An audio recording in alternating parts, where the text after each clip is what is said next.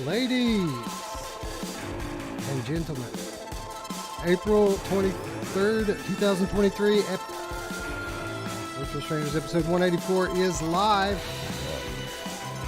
I, of course, am your host, Wes. With me, as always, is my good friend, Wes and Ruuts. How's it going, bro? That's going good, although 184, that's crazy. And yeah, that's what I had to do a double take on the number, a mental double take. Like, is it really 184? It's really 184, Ruuts. It's like, I don't know, a little over 4 months away now until 200. That's crazy. So crazy. Yeah. I can't believe it. I can't imagine what we're going to do for our 200th episode, something exciting. And I got some ideas. Yeah, things have changed a little bit around here, right? I'm looking around for 2 more people. They're not here. Then I'm looking around for the 3rd person that's not here, but is on Wednesdays. Strangers in the Night, Monday shows. Like, well, you should go through a gambit of all the different things that have morphed into this show. Where it's at. Yeah, dude. Well, I could probably do 3 hours just on that. You know what I'm saying? We've been around, bro. You know who else has been around? My mom! Oh, man. Every day. It just keeps getting worse and worse, Wes. I keep hearing rumors. Just tell people, they're all true. Speaking of the devil, Eric joining us in chat says, yo, just stopping in to say hi. Eric. Hi. Techno. Oh, that's not the Eric glitch. button. This Mash is the Daddy. cool. And the techno glitch. That's cool. So what's up, Eric? What's up, bro? Thanks for stopping by. Yeah, man. It's kind of weird to think about. We've been here now for the vast majority of consumer VR. It's kind of strange, man, because I mean, there was that period there at the very beginning where, we were so blown away by VR, we were inspired to do something like this. But as time goes on, that period of time becomes smaller and smaller and smaller in relation to the amount of time that we've been here. Yeah. And damn, dude, it's been a while. It's been a minute. That's As the crazy. kids like to say. I finally got to double fist bump Zim Talk last night in Breachers. That was cool. He said, was "Nah, cool. we got a double fist." I said, "You know who else loves a double fist?" My mom! Yeah, sometimes triple. I told her, "Calm down. I don't tear anything." What are you thinking about Breachers, man? You think it's got legs? I think it's got legs for sure. But like I was telling the chat earlier, for me, I prefer battle royales. I prefer. I don't like team deathmatch. I'll put that out there. I don't like just running there and killing people. I like objectives. I like 3 different nodes domination that you got to take. I like capture the flag. I like kill and confirmed. Those games are my favorite. That type of respawn and kill. Not everybody loves that, but I'm a Call of Duty person, and so as much as I love Breachers, I don't like every game, because Call of Duty and other games like that will have their bombing diffuse mode, right? It's always there. Guess which mode I never pick, Wes, ever. So now I'm expected to go into this game with the mode that I hate the most, and play it. Now, what I'm enjoying about it is, I mean, there's just so many more aspects to it than other games that, like, that Pavlov, other modes, because the game's based around it, but it's playing with the community and just the different scores of things you can do, cloaking or whatever it is. There's a lot of tactic in there, and yeah, it's definitely a cool game. I think it's got legs, but for someone like me, I'm gonna gravitate towards a battle royale over it every time, or one of those other modes. So I don't know. I don't know if it has legs. I do think it has a lot of potential. I think that they've nailed certain aspects, and they really have a fun gameplay loop going on here. But to be honest, the more and more I play it, the more and more it seems like Firewall Light to me.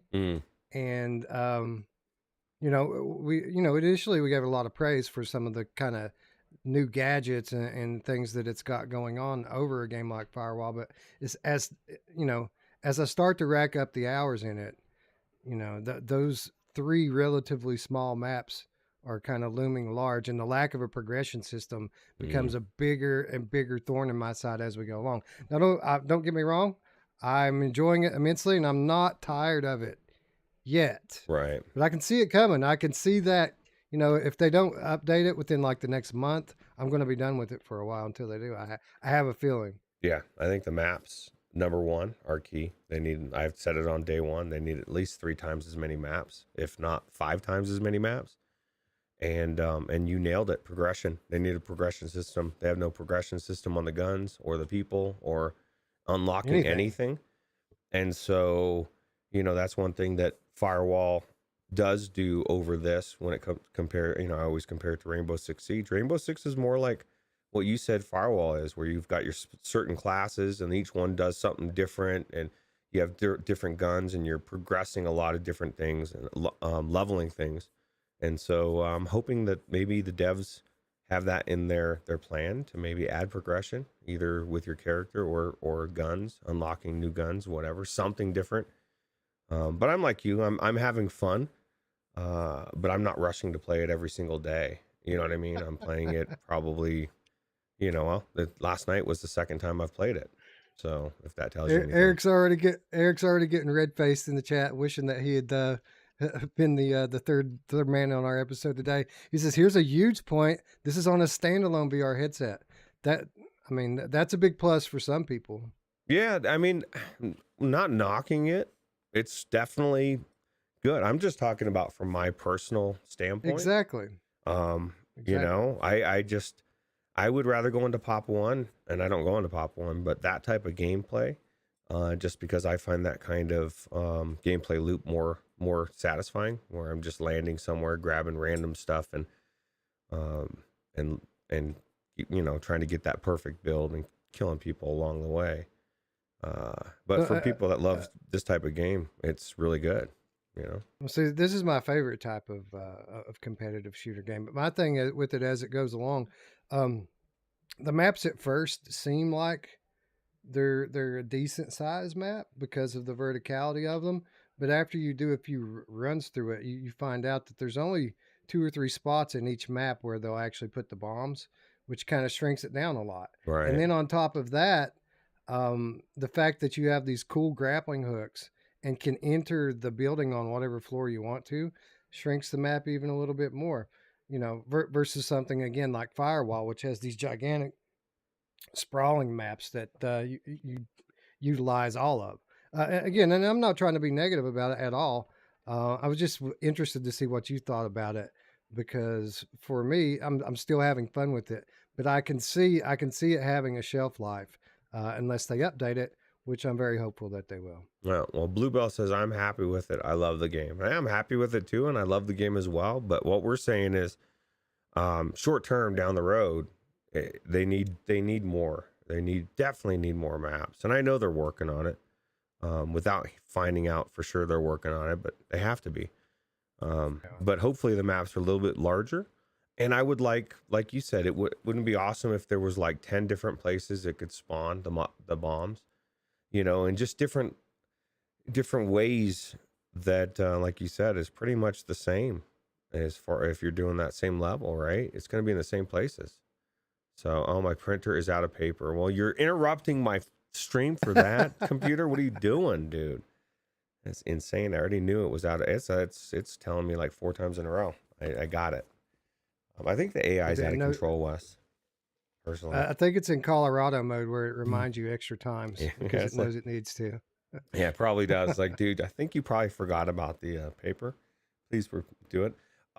Yeah. So, yeah, I think it's definitely a really good game. I hope that they're working on more stuff for it. That's all. Awesome Tatum says, I need to try Breachers. Wow. Just too many games on my plate. Not that I'm complaining. Well, Tatum, you might have an opportunity to try Breachers very soon, because we're going to be talking about it a little bit later. Maybe if Oprah stops around, we'll talk a little bit more about Breachers before the end of the show here. Anyway, did you hear, Roots? I don't know. I don't want to spread rumors, but it seems like VR's dead again. What? Yeah, man. It's sad to say because we've been here doing this for so long, but yeah, apparently VR is dead. This is our final show. Oh, damn, dude. I didn't even know. Meta has decided that the metaverse is a big waste of time and money, and they're laying off all these people. And this is the weird thing, right? So there are a lot of reports, obviously, when I say VR is dead, that's tongue in cheek because that's what people always say.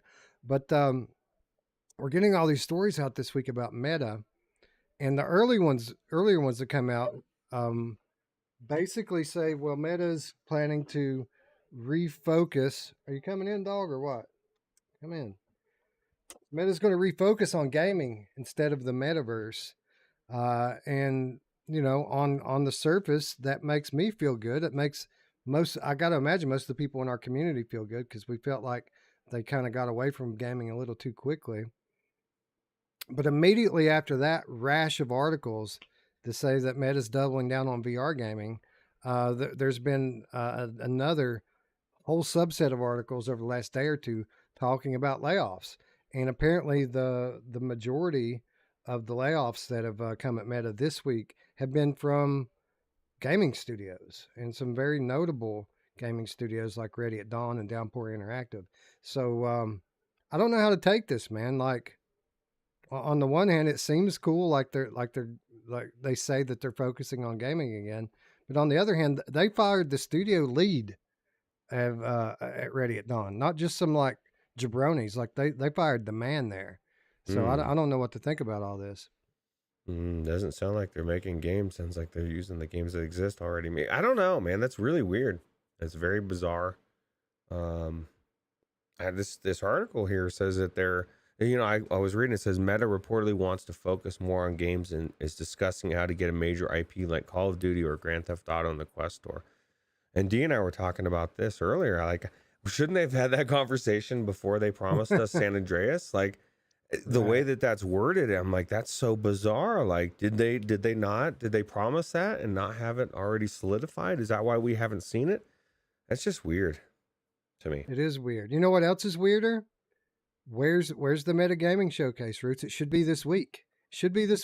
Not a word from Meta about the Meta Gaming Showcase. So if they're focusing on gaming, it sure does not seem like it out here from the realm of the gamer, man. It seems like they're scrapping and going back to the drawing board, to be quite honest, getting all their ducks in a row as they prepare to launch a new platform later this year, hopefully.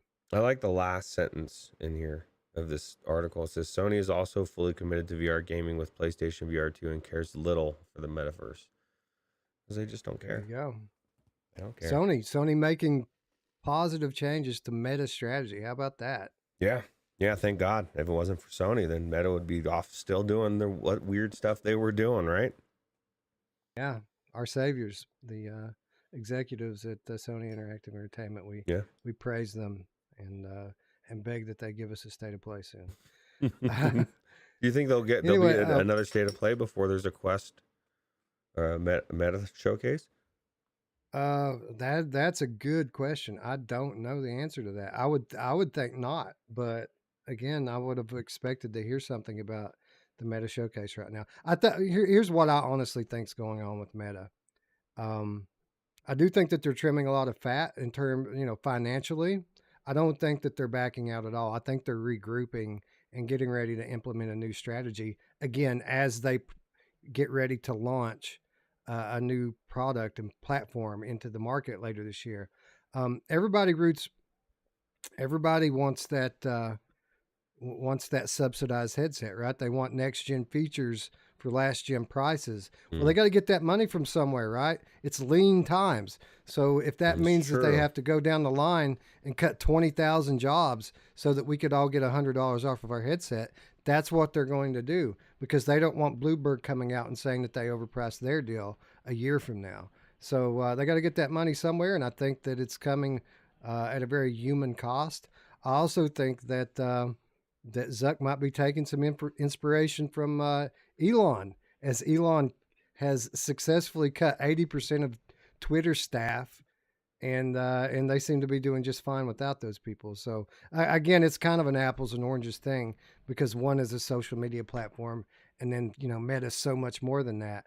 But I think there are parallels to be drawn here, and I think it has everything to do with them getting themselves in a better financial footing so that they can afford to subsidize and promote Quest 3 later this year. Yeah, I agree. I was just saying the same thing to Dee earlier about Meta and being kind of like Twitter and getting rid of those jobs.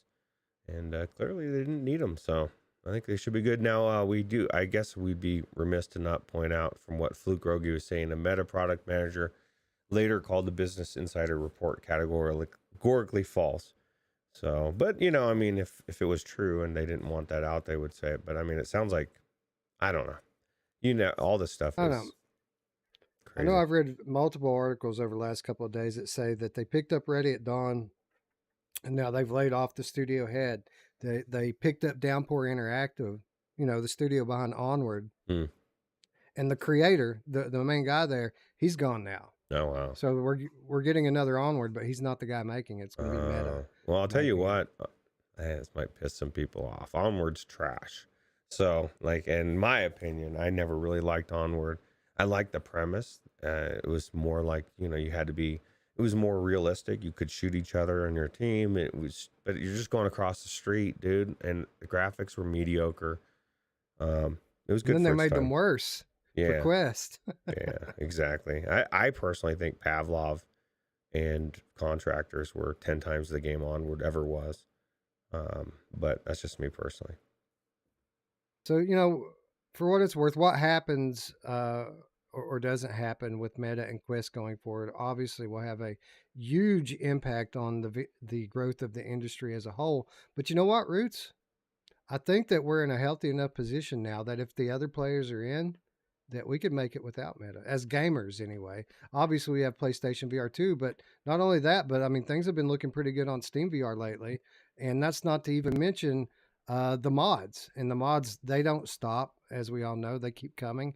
We got a little bit more news on the Unreal Universal VR mod this week.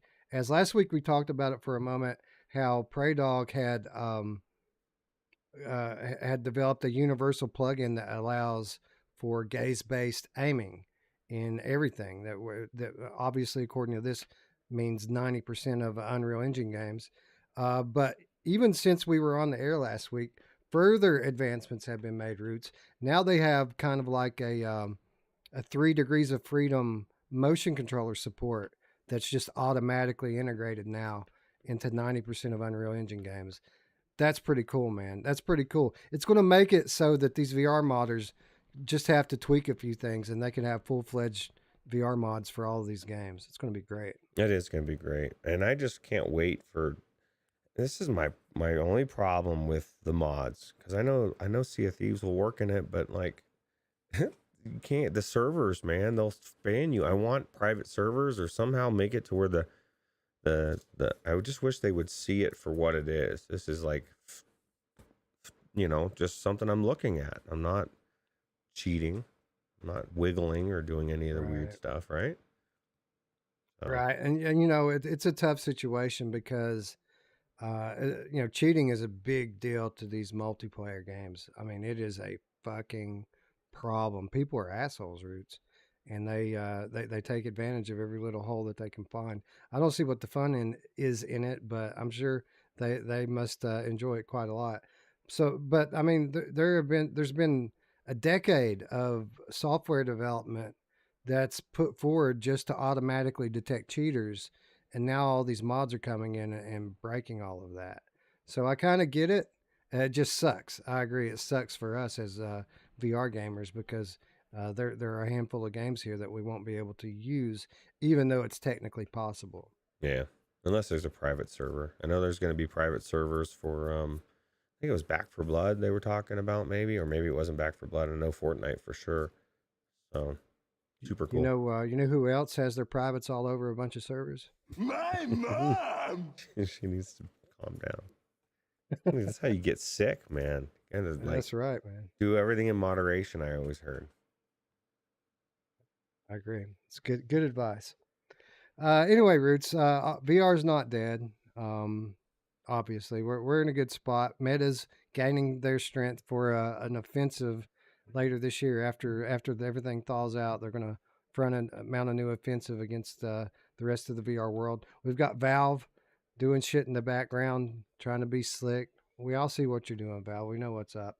And then, of course, PSVR 2 and all the mods. I mean, we got lots to play as VR gamers. So it's a about as good as it's been since the early days of VR right now. Yeah, but think about this: how this the whole landscape is changing right before all these indie developers' eyes. Like everything is just getting crazy, and I feel like a lot of developers are going to get left behind. I guess they need to be if they're still making games for 2016. You probably shouldn't be making games anymore. You know, like There's a lot of that going on. And I see a lot of what happened with PSVR 1 happening with PSVR 2. I'm hoping that corrects itself. And what I mean by that is with PSVR 1, we had this situation where games would come to PC and say, well, we're coming to PSVR, coming soon to PSVR, and then it was 2 years before the port came over.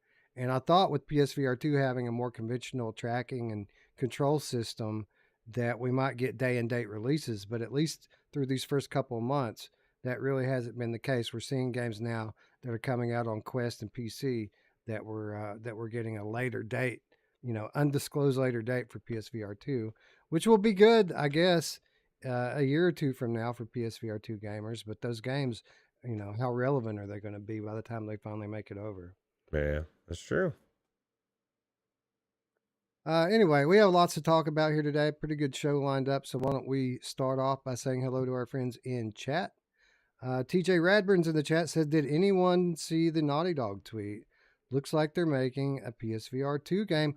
I did not see that, but since you said it, I'm going to go into the Twitter machine right now and take a look at it, and we'll see what kind of validity this has. Where's my search bar? Naughty Dog. Oh no, that's not the kind of Naughty Dog I want. What is that lady do? What's she doing? Okay, click away, click away, click away. Are you just you did you type Naughty Dog in the Google video and you got some kind of weird video? Wes, this is 2023, bro. You got to be more careful.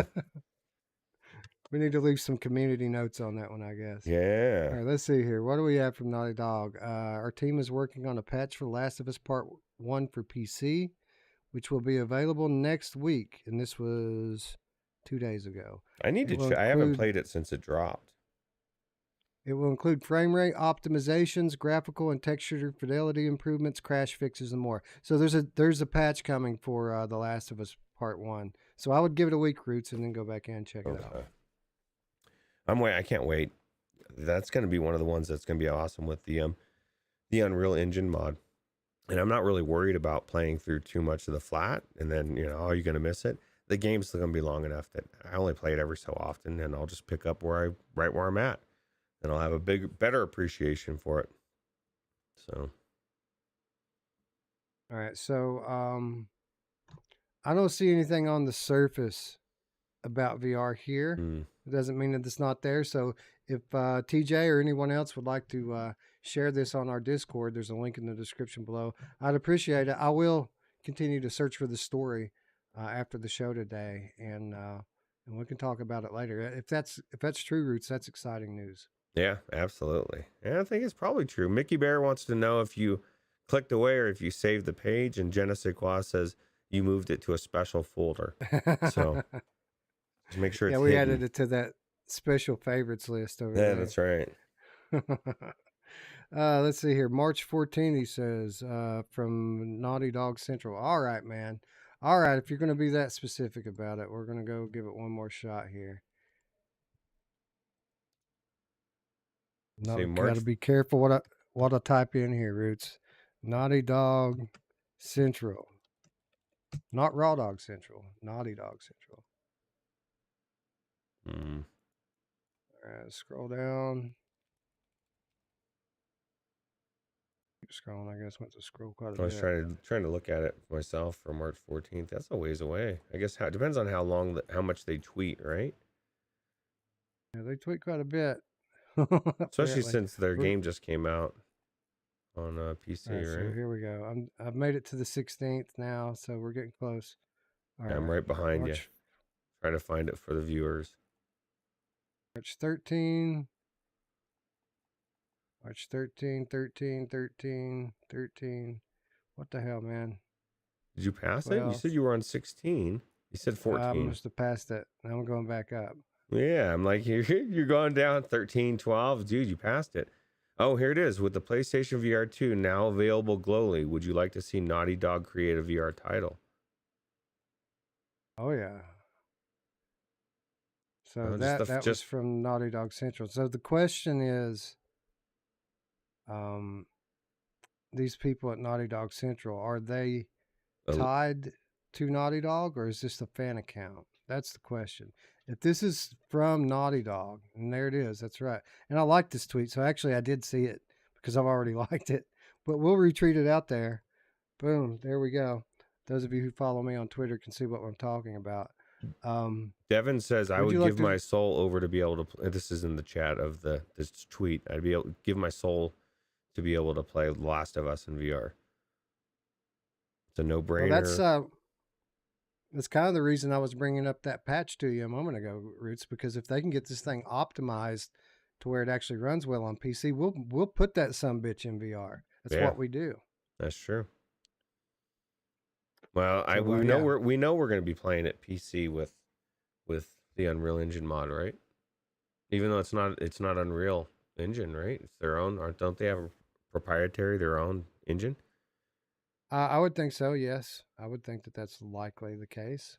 I wonder how easy it'd be. I know that somebody's gonna, Luke Ross or somebody will put this, even if it doesn't work with that other one. Yeah, it'll happen. There's too much demand for it not to happen. So yeah, stay tuned.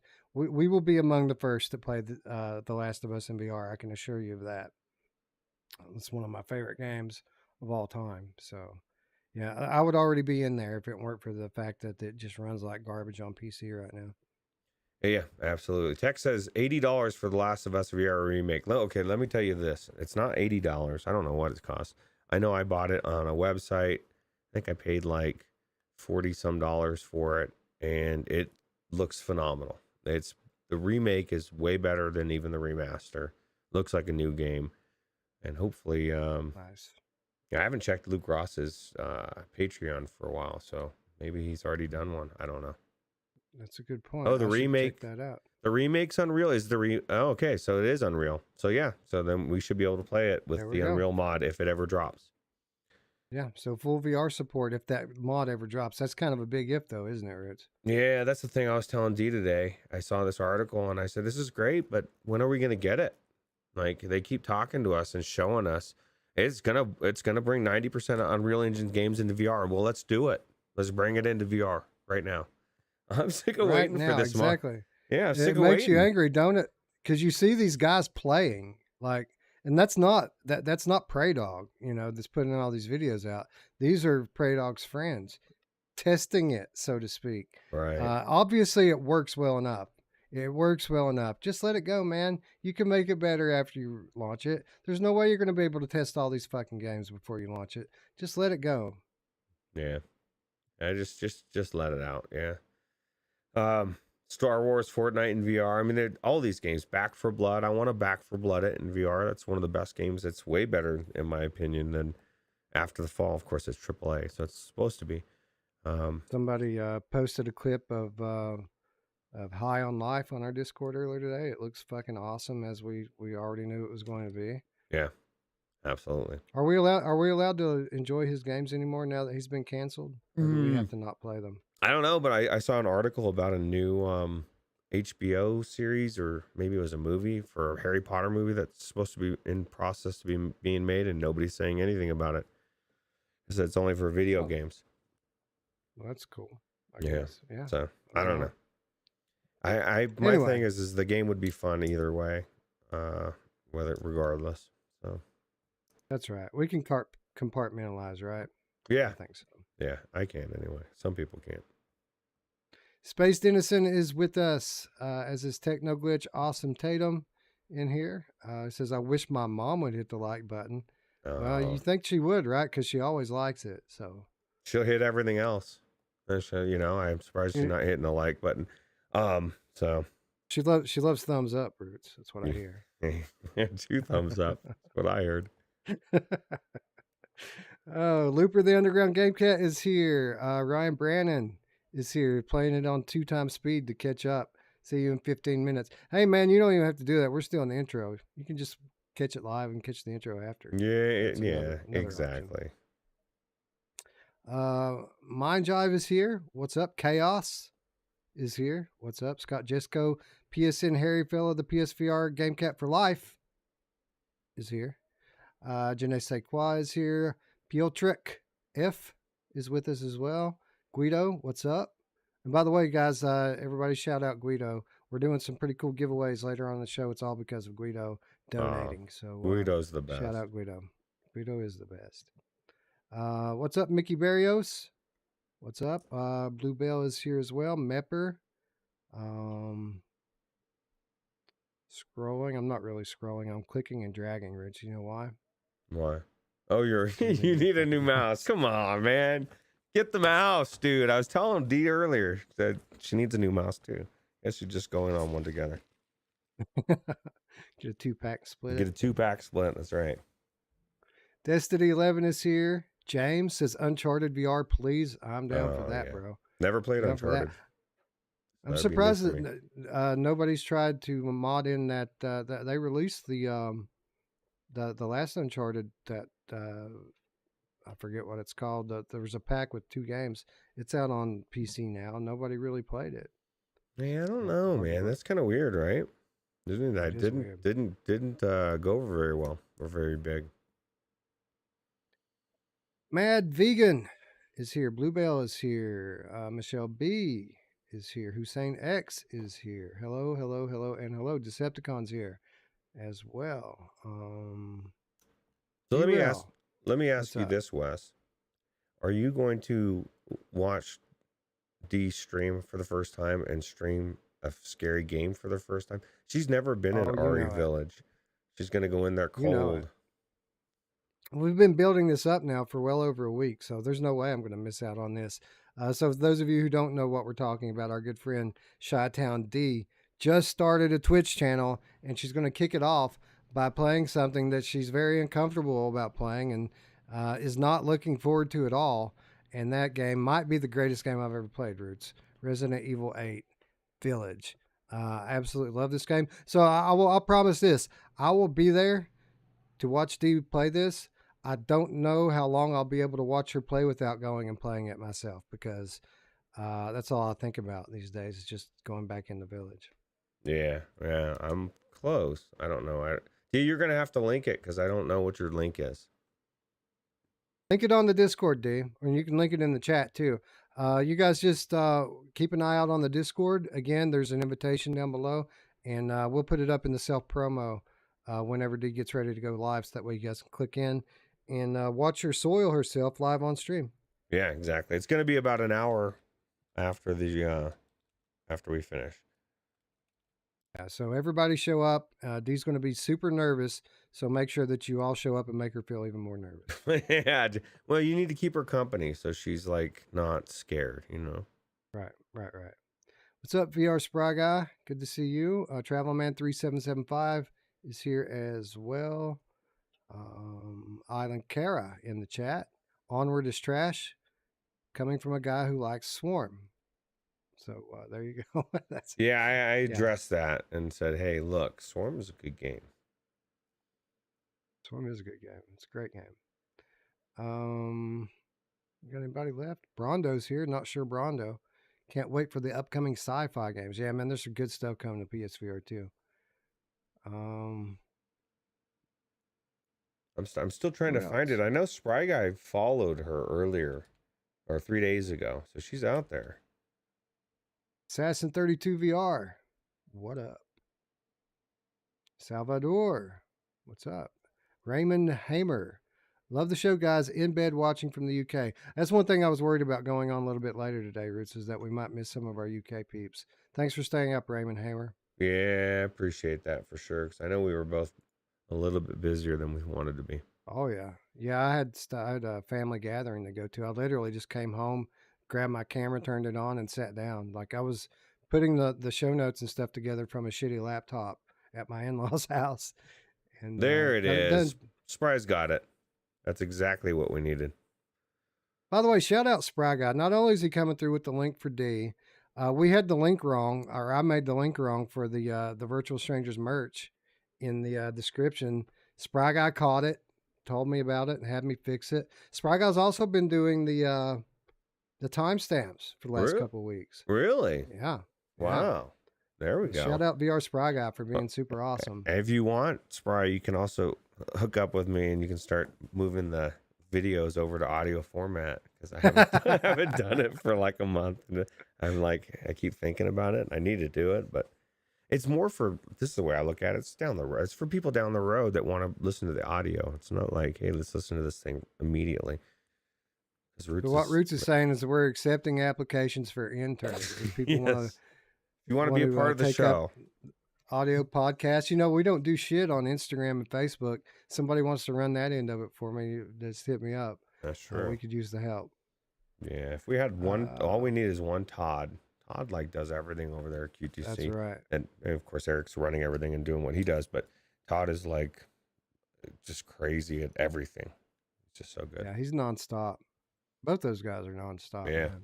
Yeah, that's why they're so successful. Their channel's so awesome. Roy Schwartz has a new PSN. Okay, what's up? Big bag of ham. All right, well, good to know, man. I'll try to remember to tag you on there. I'm number 5. I'm D's 5th follower. D, you got 5 followers now. Samson 143 VR. Oh, 10. With us. What's up? Oh my God, she's blowing up. Decepticon. Oh, yeah. What's up, Decepticon? Jenna says she can help with Instagram. Here. Nice. I mean, I've got an account. I mean, if you want to drive it, you're more than welcome to help with that. That would be awesome. Let's see here. TJ Radbert. How long before Firewall's released? We don't know, man. We don't know. I would imagine that it would be out toward the end of the summer, early fall, but that's just speculation on my part. I don't know. Chris Richardson's here. What's up, Chris? Good to see you, friend. Yeah, how you doing, man? Let's see, who else? JS. JS is in the house. What up, JS? Continuing. I think Guido, have a good night. Thanks for the donations and stuff. Yeah, thanks, man. Thanks for dropping by. Thanks for the support. You're awesome. Rogue TR is with us. Chinatown D is with us. Agent 810 is with us. Who else? Someone in the chat I just saw said that they need a new hoodie, Ruuts. Oh, I know a guy. Yeah, I say I don't have a hoodie on today, my hoodie, but I've got a QTC shirt on. There's a link in the description down below where you can get your awesome Virtual Strangers hoodie. They're hot, Ruuts. Hot merch. That's right. Hot off the presses. The link actually works now. Go get it. Pick it up. Actually, there is a link. Remember, there wasn't one, right? That's right. There actually is a link this week, and it works. So, anyway, that's as far up as I can scroll. If I didn't see you and you're here, like Dead Ringer, the Game Cat, what's up? Game Cat's in the house. That's right. If I didn't see you, hello, welcome. Thanks for joining us. Ruuts. Oh, wait a minute. We got a donation. Oh, it's another donation from Guido. It says, I'm with Scott, Wes's new mouse fund. All right. Thank you very much. Yeah, you need to get one. I will accept your general. I have to, and I'll tell you why, because a lot of the work that I'm doing now revolves around Discord. And the way Discord's put together, there are different fields, right, that you can kind of move into and do and work. But the field all the way to the left that has your list of channels that you belong to, it has no scroll bar. The only way you can move that fucking thing is with a scroll wheel. So I can't do it anymore. Like my scroll wheel doesn't work. So like I have to like put the ones I use like the most on top, and then like close Discord and reopen it to get back to them if I get away from it. It's annoying. Oh, that's crazy. Anyway. I was just reading Mark Pringle's Leaf says, I lost my balance on an escalator yesterday. I fell down the stairs for 2 hours. It's a long time. Yeah. Yeah, so it makes you think that they should put an e-stop on those things, right? Yeah. You'd think, right? Chris Richardson says, I need a little 420 action. I think a lot of us, Roots, could use a little 420 action. So why don't we watch a game trailer? Wake up. I know you can. Open your eyes. I can't believe it worked. Sasha, is that you?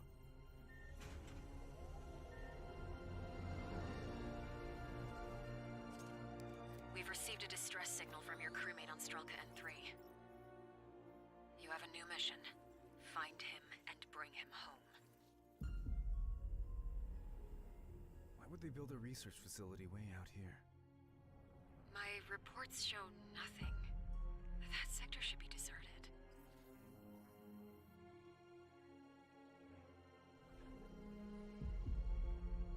Something just doesn't add up.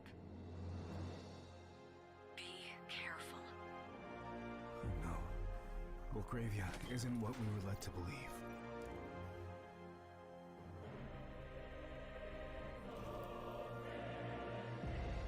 I can't control it. Sasha? Sasha? Do you read me?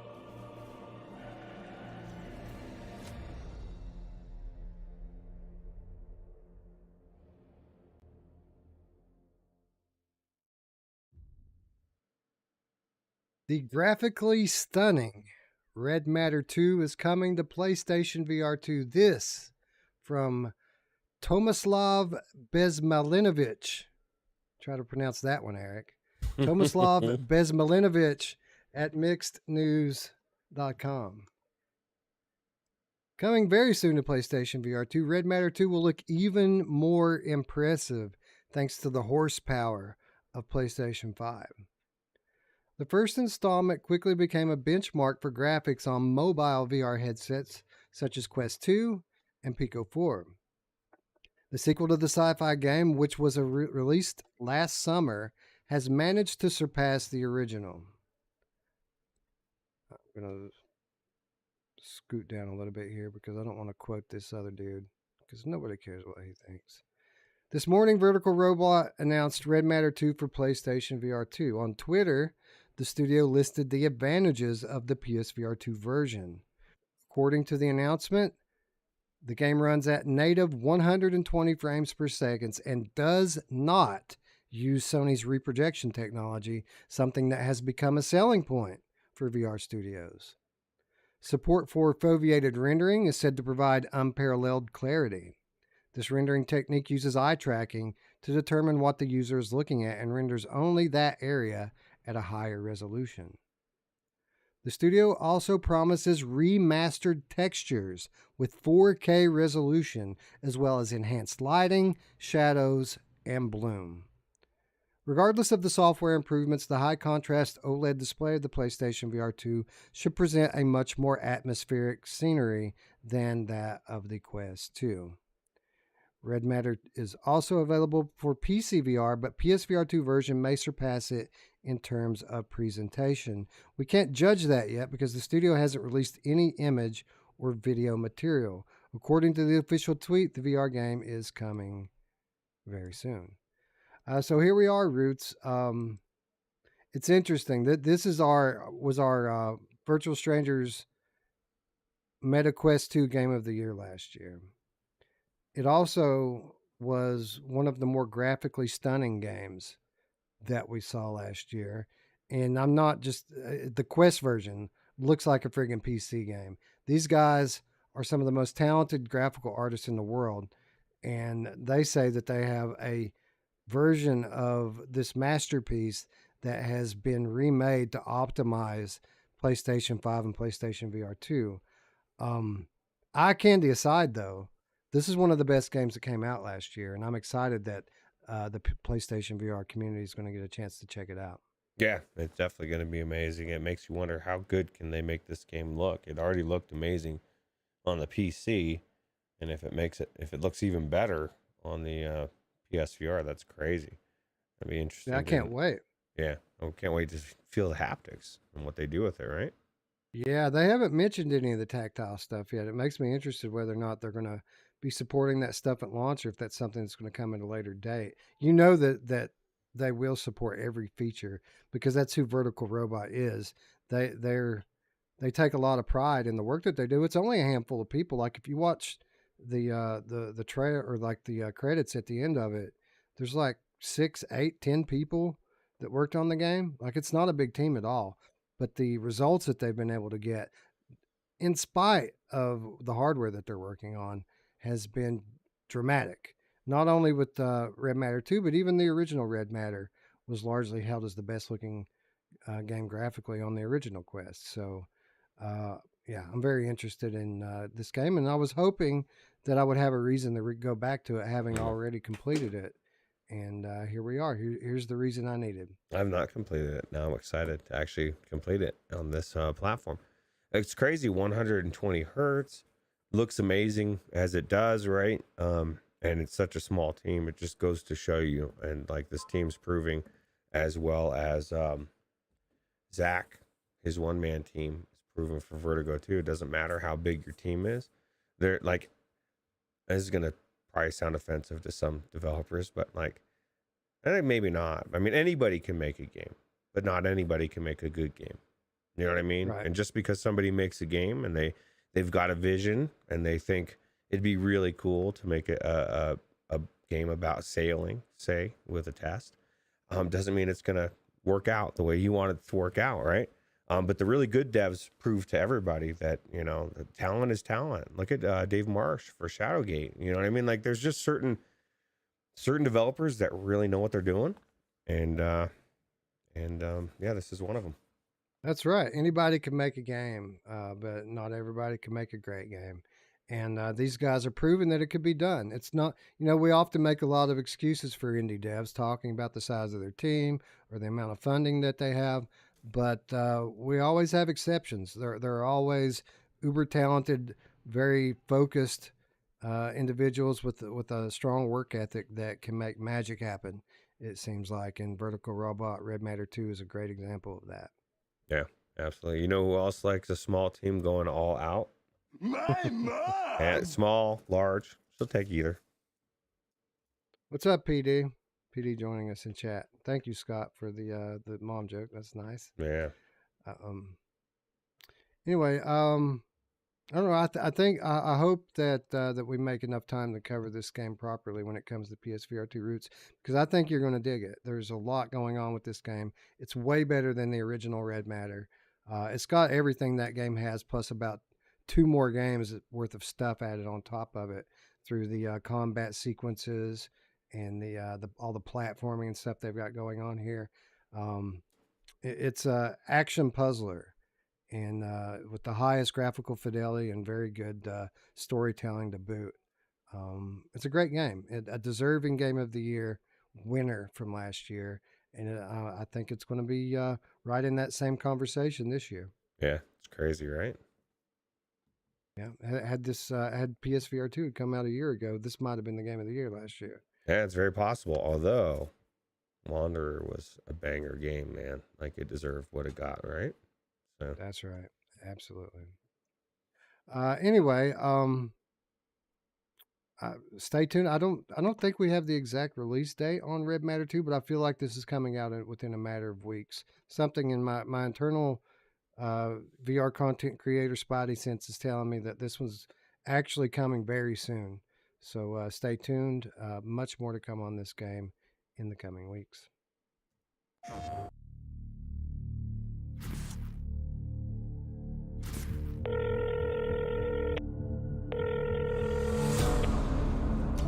Raven here.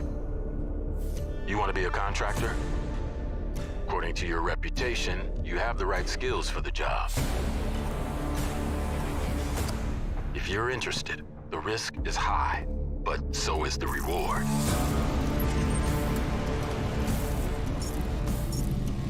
We have multiple contracts, from solo intel gathering to team strike force operations. Locations are hot, and you were never there. If you're compromised, you're on your own.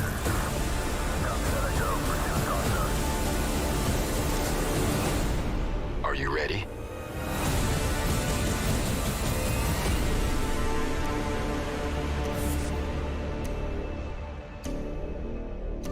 PlayStation.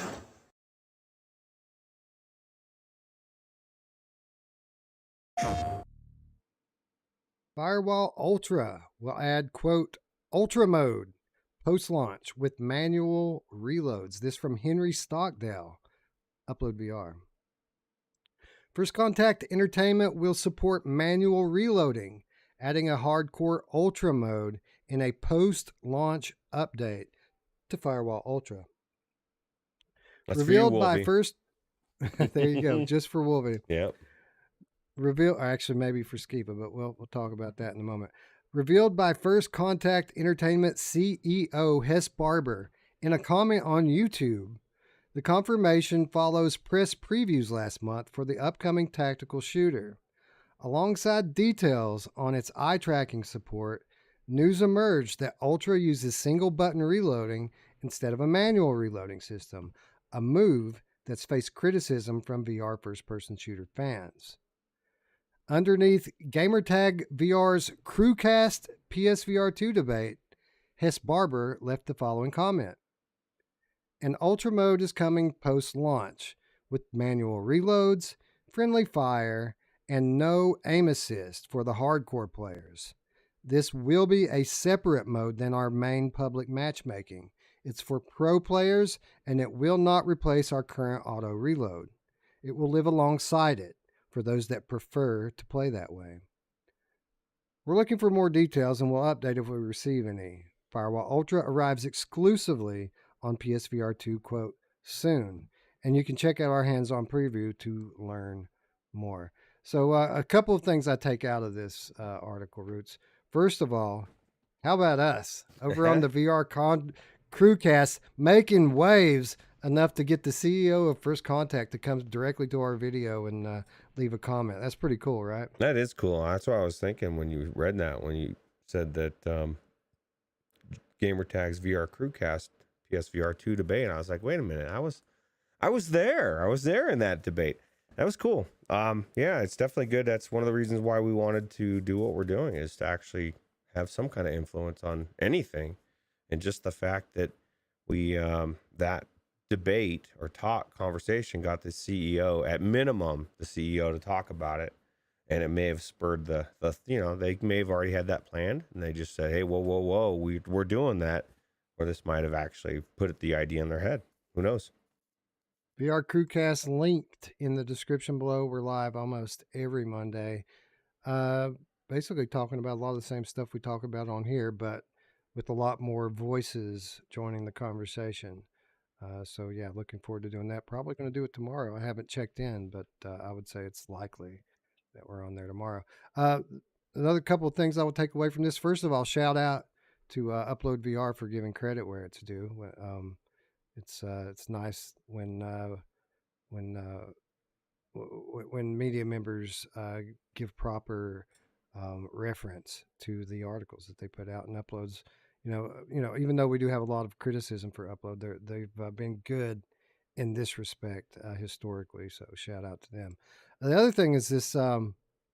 I'm trying to find the original comment here, man, because everyone's referring to this now as Ultra mode. Yep, it's called Ultra mode. Isn't that interesting? Because I thought when Hess Barber came out and said there's going to be an Ultra mode coming post-launch for manual reloads, I thought when he said an Ultra mode that he meant a mode for Ultra. This is Ultra, right? But apparently Ultra has an Ultra mode. So what would the regular mode of Ultra be called then if it's not Ultra? I don't know. I guess almost Ultra. I don't know. Almost. How about shout out to the Virtual Strangers podcast for helping Radio Runt keep his sanity while he's shopping at Walmart. Radio Runt, be well and be careful. I've seen the people of Walmart.com. You're in danger, bro. You're in danger. You don't even know it. Keep your head on the swivel, bro. Yeah, keep that on a swivel. And send us pictures. You know what I bet when you go to Radio Runt's Walmart, you know what the first thing you see? Potatoes. Potatoes. Yeah, Potatoes right at the everywhere, entry. right? They're like, dude, please take some of these. Too many. But no, I do that too right here, Ron. I'll go into the store and I'll turn something VR podcast on my phone and just stick it in my jacket pocket right here where I can hear it without everyone in the store hearing all the mom jokes. I've got my my earbuds for the Samsung, really nice. I like them. The Galaxy Buds. I think you're better than me. You think you're better than me? I do not. I just think that my earbuds might be better than your. I used to do that. I used to actually, like, if I was spraying exteriors of houses, I'd have my phone in my pocket and I could hear it. And actually, I had someone in an apartment building, some lady come out and like get really pissed off that I was like listening to music. Like, I don't know. So.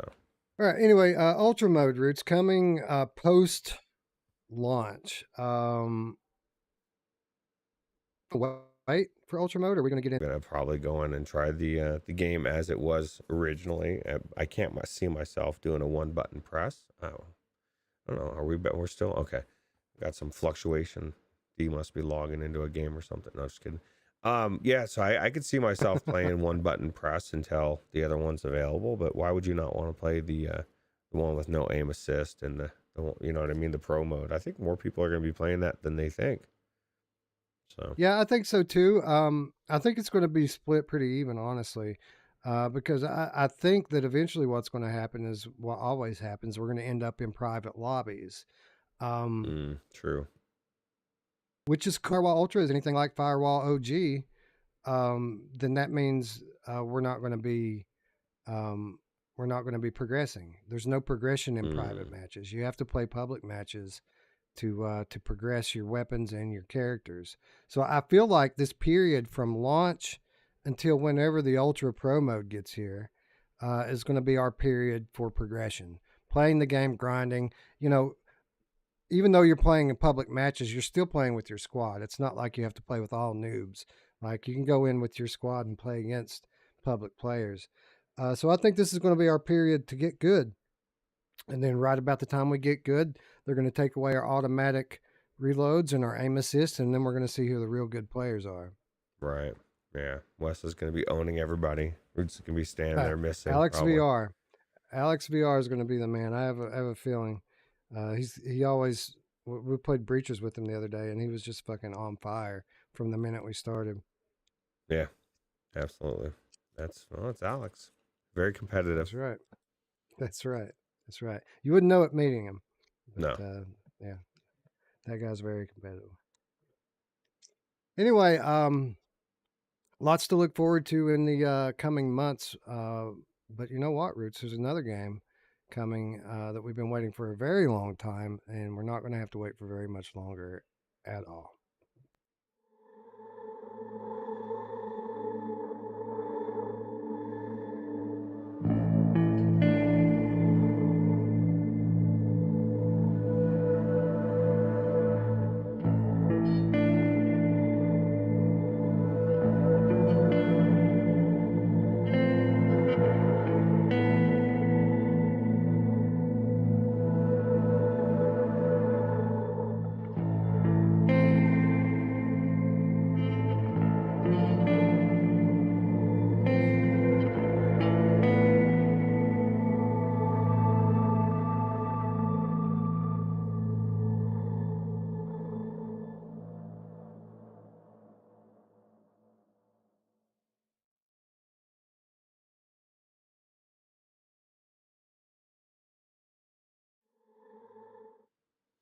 Few weeks away, Roots. Cyan's new steampunk game, Firmament, needs 32 gigabytes of RAM for max graphics and VR.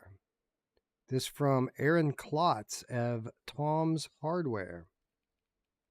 Cyan proves why Steam should have an entry-level, mid-range, and high-end system requirements.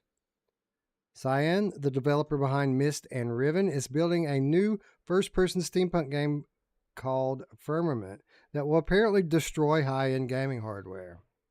The game has unusually daunting system requirements, starting at 16 gigabytes at a minimum for RAM, while a whopping 32 gigabytes is recommended.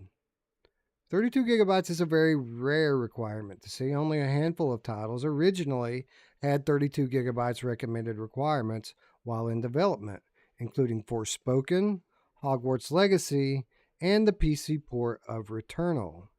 However, all three eventually changed their recommended requirements to 16 gigabytes or 24 at launch. The same could apply to Firmament since the game won't be released until May. However, if the game does launch with a 32 gigabyte requirement, it will be one of the only games with such a high memory requirement. Thankfully, Firmament's 32 gigabyte requirement appears to be more specific than what the Steam page leads people to believe.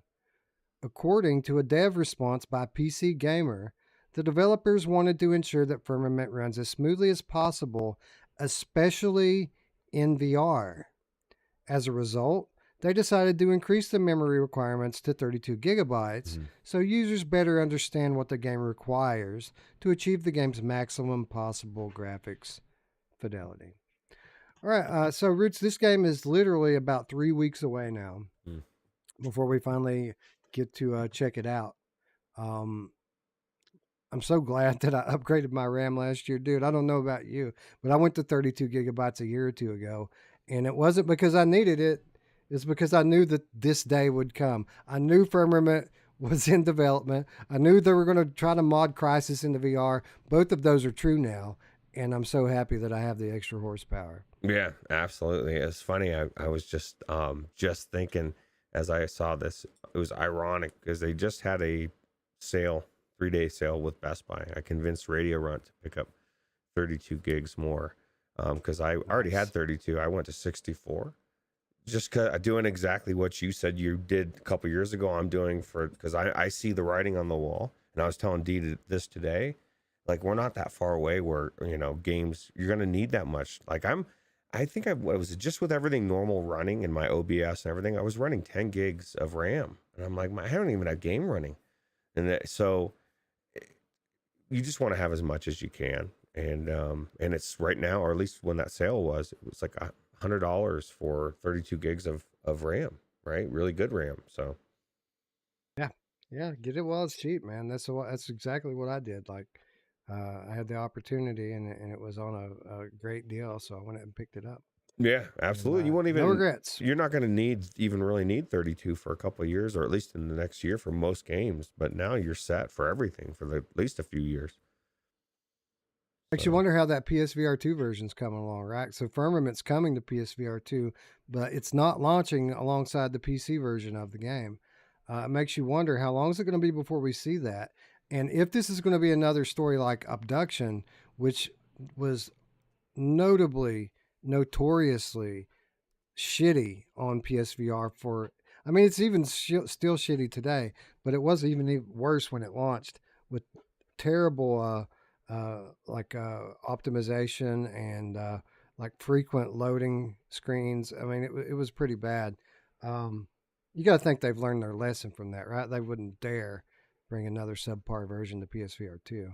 I would hope not, but I mean, we're also talking about a completely different system, right? This PlayStation 5 is far superior than the PlayStation 4, and I'm not even talking about, in raw power and stats. It's just the way it's designed. It's just a different technology. Even just the direct access to the game to make load times is so much faster, right? So I definitely think it should be better. And it seems like they're, they've been working on this game forever. So hopefully, yes, they really are putting out a quality product. I think this is going to blow us away. So yeah, I think you're right. Tatum says puzzle stuff usually isn't my favorite, but Firmament looks pretty good. It looks awesome, man. Certainly a lot of that vibe. So that was a new gameplay trailer, by the way, we just watched. A lot of this footage very reminiscent of favorites like Myst and Abduction, which were both awesome on PC. Even a little bit of a BioShock flavor, I feel like, when you look around the kind of aesthetic that the game takes on, especially in indoor environments. It looks a little bit like the old BioShock interior, doesn't it? Yeah, absolutely. What would you think about a BioShock game in VR? Like a legit BioShock? Would you be... I'm against it. I'm not for it whatsoever. No, dude, that's garbage. Sorry. Garbage down, bro. It's It's a whole game. We don't need PS3 games in VR. We need PS5 games in VR. Bro. Yeah, that's true. I don't know, man. I'm enjoying all the mods that come out, but yeah, it's definitely Quest is going to be taking advantage of some of those games. Hopefully we get them soon. Man Bear Pig Game Cat with the $1.99 US donation. Firewall is another system seller, huge community. I agree with that. If the original Firewall community hasn't bought into PSVR 2 just yet, they're about to. Roots, I think that they're about to, and this is a rumor, but it's a rampant rumor at this point, that PSVR 2s are going to become available on other storefronts within a month. Yeah, well, that'd be nice, because I asked the guy at Best Buy when I was getting my RAM where the PlayStation VR 2s are. And he's like, I don't know, you can only get them through Direct. I said, I know. Like, I'm just waiting to see when you guys are going to get them. I already have one. He's like, yeah, I'm surprised it's not here either. But I really think that they're, I mean, last week I went in there, they had like 2 or 3 PlayStation 5s displayed. When I got my RAM, there was like 8 of them across the thing. So they're like, they're really pushing to everybody that the hardware to run the PlayStation VR 2. And then they're going to, after everybody, they get a certain number, I guarantee, then they're going to start hitting the stores. So that's right. Well, apparently it's at least going to be available through other online retailers within a month, according to, again, some very pervasive rumors that seem to be legit. But time will tell. Yeah. Cool. Mark Pringlesley says, I played Myst on the Sega Saturn. I know, dude. It's one of it's the granddaddy of all puzzlers, man. Like every puzzler that you play today is just basically trying to be Myst. And it's exciting to get another hopefully what will be another masterpiece from this team. I played it for the first time on Quest 2. Bad Robo says 32 gigabytes. Wow. Graphically, the game does not impress. The textures look like they're from the PS4, an average PS4 game. I guarantee you won't say that when you get in the headset and see this thing. Have we ever left a Cyan game without saying, wow, that was fucking beautiful? Even Abduction looked amazing. Yeah. Even Myst on the Quest 2, their version looked beautiful. So Cyan VR in chat, his sixth sense has kicked in. He could feel that we were talking about Firmament. So what do you say about that, Cyan? He says that we had a comment saying that this game looks like dog shit graphically. What do you think? I have a feeling I know what he thinks, but I bet he's so excited. It's like Christmas. Are you going to get a new headset before it comes out, Cyan, or are you still going to CV1 it? That's the thing. Cyan's still sitting on the CV1, man. That's crazy. Man. You have gotten your value out of it, Scion. 100% guarantee. For real. Paradise Decay. I asked my local PC World if they had any PSVR 2 in stock, and the guy brought out an OG PSVR bundle. Oh, it shows you what they know, right? You're like, no. They're going to have to just put those things on a fire sale, man. There's no reason those should still be in stores.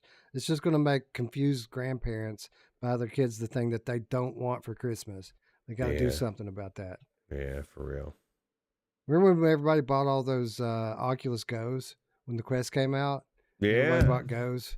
Yeah, they got it. They're like, oh my God, I got a VR. Oh my God, it's a Go. There's no sixth off. No sixth off. You can only use your regular controller. Garbage. Mind Job says Ken Levine's new, very Bioshock looking game, Judas, is made in Unreal. So it should at least be able to play it with a mod. Yeah, everything, bro. There's not, in 5 years, probably not even that, probably in 3 years, there's not going to be such a thing as a game that you can't play in VR. They're going to be very rare because of these modders and because of more and more, the engines being made so that developers can very easily port their games over to VR. This differentiation we have today between flat games and VR games, this is going to become less and less and less and less over time. Yeah, absolutely. TJ Radburn says PSVR 1 was OLED too. A lot of people forget that. Not me, bro. The colors and blacks were awesome in the PSVR 1. They always were. And so that was one of the biggest shock factor. I mean, CV1 was an OLED too, but it wasn't quite on the level of the PSVR OLED, in my opinion. Yeah, no, not at all. Anyways, looking forward to Firmament. Let's see, we have a exact release date on that. I need to pull it up so everyone knows. May, I thought it was Exactly. May 18th, I thought, or May something. That sounds right. That sounds May right. We'll call it 18th. May 18th. Yep. So stay tuned. We will definitely be reviewing this game, or at least giving detailed impressions when it launches in just a few weeks' time. Click the subscribe button and ring the bell if you haven't done that already.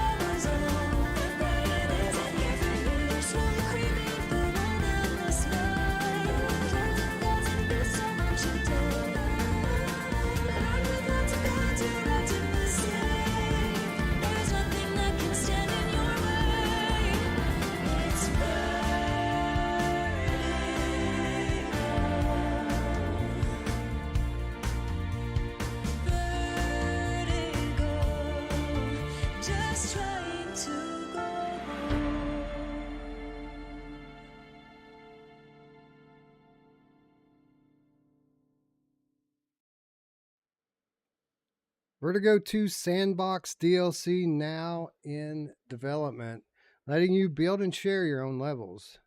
This from Scott Hayden at Road to VR. Vertigo 2, the sci-fi shooter from Zach. I still don't know how to pronounce his name, man.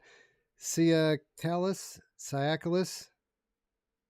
Brown. Right. Zach Siakalis Brown readily invites comparisons to Valve's indomitable Half-Life Alyx, but now the developer is taking another note out of Valve's playbook by offering a way to create your own Vertigo-based levels and modes in an upcoming Sandbox DLC. Ciaculus Brown announced the level editor in a tweet. Cyclist Brown says that it will be a free update and will have Steam Workshop support, which means you'll be able to share your creations much in the same way that you've seen Half-Life Alyx mods in the past. The editor is said to be an in-VR affair, inviting comparisons to the Sandbox DLC released for Vertigo Remastered, which includes what Mr. Brown called at the time a vast expansion that brings new game modes, new weapons, and a level editor and workshop. Let your creativity run wild and share custom levels with the world, or re-experience the campaign with remixed combat and a brand new arsenal. The Vertigo Remastered's DLC description reads. You can also follow along as Ciaculus Brown builds the Sandbox DLC on Twitch. He says he won't stream the entirety of the Sandbox's development, although notes it's already looking better than the Vertigo Remastered Sandbox. So here we go, man. Like, this is a game many people are hailing as potentially a better game than even Half-Life Alyx. And the one thing that Half-Life Alyx kind of has over all other games is that workshop and all that extra content. But apparently, Vertigo 2 closing that gap as well, as people are going to be able to remix the game and make their own levels, share them online. I mean, this is amazing, right? From a one-dude team. That's crazy. It's only one guy. We can't expect too much from him, Wes. Oh, wait. Look at what he's doing. Super crazy, super good. And I guess I was reading last week, Bone Lab has done the same thing too, right? Oh my God, what happened? I think I clicked on something. Okay. Bone Lab did something similar with its or user created stuff. There's been some people have been talking about some crazy stuff in there we might want to check out eventually. But yeah, I'm super excited. This game is, in my opinion, I need to stop clicking stuff, Wes. In my opinion, it's better than Half-Life Alyx. I know Jim Hall tells me I'm crazy because that's like his favorite game of all time. The gameplay is better. The story, I think, is better. It's just a better all-around game. And as amazing as Half-Life Alyx looks and is, that doesn't mean that Vertigo 2 isn't better. So, Zach, I think your game is better. I said it. So. I need to finish it so that I can kind of have the big picture. Half-Life Alyx is still amazing. Maybe the best graphically looking game in VR. But you're right, man. More enemy diversity, more environmental diversity, a much larger arsenal of weapons.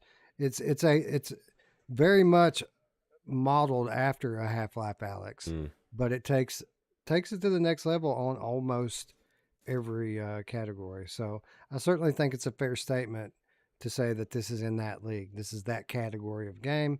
It's certainly a front runner, one of the front runners for Game of the Year this year. And I'm just feeling good, man. We've had so many great games already, and it's just April. Yeah, it's crazy, right? My experience with this game is it just gets better with time. The longer I play it, the better it gets, diversity-wise, gameplay-wise, story-wise. And I've heard the same thing from everybody. And so I would be shocked if you don't get through this thinking it's a better game. I know you already think the gameplay loop is better as far as difficulty wise, because Half-Life Alyx was kind of like it held your hand. Three guns, and it was an arcade shooter all the way from start to finish. Now there are some fucking incredible scenes in that game with some big crazy fights, but for the most part you're just taking on compound soldiers. There's 2 or 3 varieties of them through 80% of the game. Yeah. So yeah. I don't know. I'd need to play them back to back, and because it's been a while since I've been in Half-Life Alyx. So in the original, I've been in some of the workshop content, but since it's been a long time since I played the original game, I probably should give it another run sometime soon. Yeah, you should play further into Vertigo 2 first, because we have to. Oh yeah, it's literally going to be a big part of the conversation for Game of the Year, right? So yeah. I've already got 3 games that I'm more than halfway through that I need to finish, and this is one of them. Yeah. Anyway, we started off as we have been lately by talking about some awesome PSVR 2 news. We moved on to some awesome PC news, but don't worry, Questies, we got you covered as well. Peggy 12. Oh my god, oh my god. Stay with me, kid. Focus. I can't do this. Tell me, what's your name? Carrie. Good, good. Carrie, listen to me. We're gonna get you out of there. Folks, you heard it here. We've got a killer on the streets of Gallows Creek tonight. For now, here's another hit record for you all to enjoy. The Whistling Man? He was a serial killer back in the 50s. Story is, he's biding his time, waiting to take revenge on the town. I'm lost, Forrest. I don't know where I am. His face is lying next to him, Forrest. Where's the key? The roof! It's coming down! I need someone here now or I'm gonna die! Call Jericho. How the hell did I get into this mess? Hey, Big Shot, hit the button and take the call.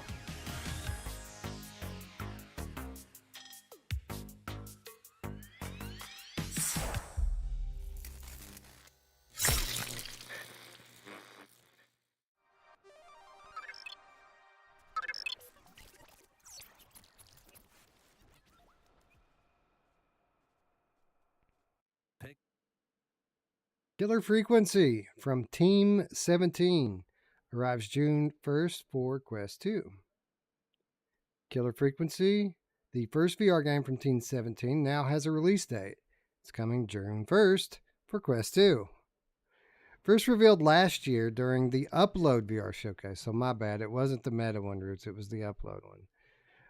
Killer Frequency will see players embody a local radio host in 1980s America, helping the citizens of a small town avoid a masked killer while the radio tunes keep spinning. It's the first VR game from Team 17, the studio best known for the Worms franchise. The game isn't VR exclusive. It's also coming to Steam and consoles on the same day as Quest 2. The Steam release is flat screen only, however, and it does not support PCVR headsets. In a press release, Team 17 confirmed that the game runs at 72 frames per second on Quest 2, a slight disappointment given that Quest 2 can support up to 90. A new trailer dropped alongside the release date announcement, but features footage from the console version. That said, you can see the potential for some fun physical actions in VR if done properly. All right, so Roots, a lot to unpack here. First of all, I dig the vibe. I like the whole 1980s retro aesthetic of it. I'm a bit optimistic knowing that this game is coming from a known studio that has made some hit flat games. But on the other hand, I'm a little worried. I'm worried that they haven't obviously got it fully optimized for VR, being that it's only launching on Quest and not on Steam, and that it's only running at 72 hertz on Quest instead of 90. Even though this is an experienced dev team, it's an inexperienced VR team. And even if they weren't, I mean, this looks like it could be an awful lot like Area Man Lives. It looks a lot like Area Man Lives. That's what I was thinking. It looks like it is Area Man Lives, except for a different name. 72 hertz. That's big flag to me. The one thing I liked, Wes, and I don't know if it's just 2023 coming in on me or what it is, but man, I wish I could go to 1980s America again and just like walk around, strut around, have a big beef steak for like $7. A real Big Mac had actual beef in it. It was the days, dude. You sound like Uncle Rico from Napoleon Dynamite. Oh, man, if I could go back to 85, coach put me in, we'd take state. That's right. And I know different things now. Yeah, that's the best part. But yeah, I have the same trepidation. I don't know if it's going to be good or not. I saw some people in the chat saying they didn't think it was going to be that good. I'm hoping. And look, to be honest, 72 hertz in most cases is fine. It's the fact that that seems to be their high water mark, and that they can't break that. Right. That's what has me worried. And the graphics. It's not that it's 72 hertz. It'd be it's different. That's the high water mark for them. It'd be different if it was like some real high graphic game intensity, right? You know, like not something like this. Right. And you're right. 72 hertz is, for whatever reason, I don't know why, but I was playing all sorts of games for like a month in my Quest 2 and kept noticing it was 72 hertz. And I had set it. I must have gone and set it for a mod or something at 72. So I was running everything at 72. And so everything ran fine. I just switched it to 90 though, but yeah, the Rift S always runs on 72. That's just what it is. So yeah, if I'm not mistaken, that's right. No, it's 80, right? Yeah. It was Quest 1 that was running 72, and Rift S is 80. Yep. Yeah. So 72 is doable. Man Pig Game Cat agrees with you. We need that time machine, bro. Yeah, I can make it a hot tub if you want. I'll take a hot tub time machine as well. Yeah, it's something different, man. Either that, if we can't do time, I get it. Time travel's a little bit different. At least give me like a sliders remote to where I can go into some parallel universe where it's not fucked up. You know, just kind of ease in, and it'll be careful, man. That's true. Be careful with that shit, man. You go back, you think everything's normal, you try to come home, and all of a sudden Biff is mayor. Yeah, or your everything looks way different. Or your gate is squeaking, like in Sliders. You know, that actually, I don't know if you knew this, but Biff Tannen is actually based on Donald Trump, or so I was reading. Oh, really? Yeah. So, or somebody, I guess somebody's idea of, and if it makes sense, because even Biff's hair was kind of fucked up. All had the woof. Yeah. So I never thought about it, but I can see it. I certainly can see it. Yeah. Butthead. Good times. Oh, anyways. Yeah, jury's out on Killer Frequency. It certainly looks interesting. Stay tuned as time goes on. June 1st, this one comes to Quest 2. We'll have more on it for you then. A dark cloud looms on the horizon. A bitter cold blows through the desert sands, heralding the doom that will soon be upon us. Hearken, my brothers and sisters. Do not fear, for we are the clerics of the Order, forged in the fires of battle and tempered by the winds of adversity. This is the reason we are all here. Our order shall stand as a beacon of light against the tide of darkness that threatens to consume our world once again. Let us unleash our fury upon the enemy and show them a ferocity the likes of which they have never seen. Fight! Fight tooth and bloody nail with all you have, clerics.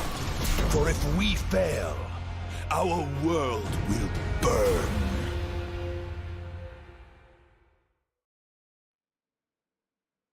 Everslaught Invasion delayed until May. This from Henry Stockdale. Again, Upload VR.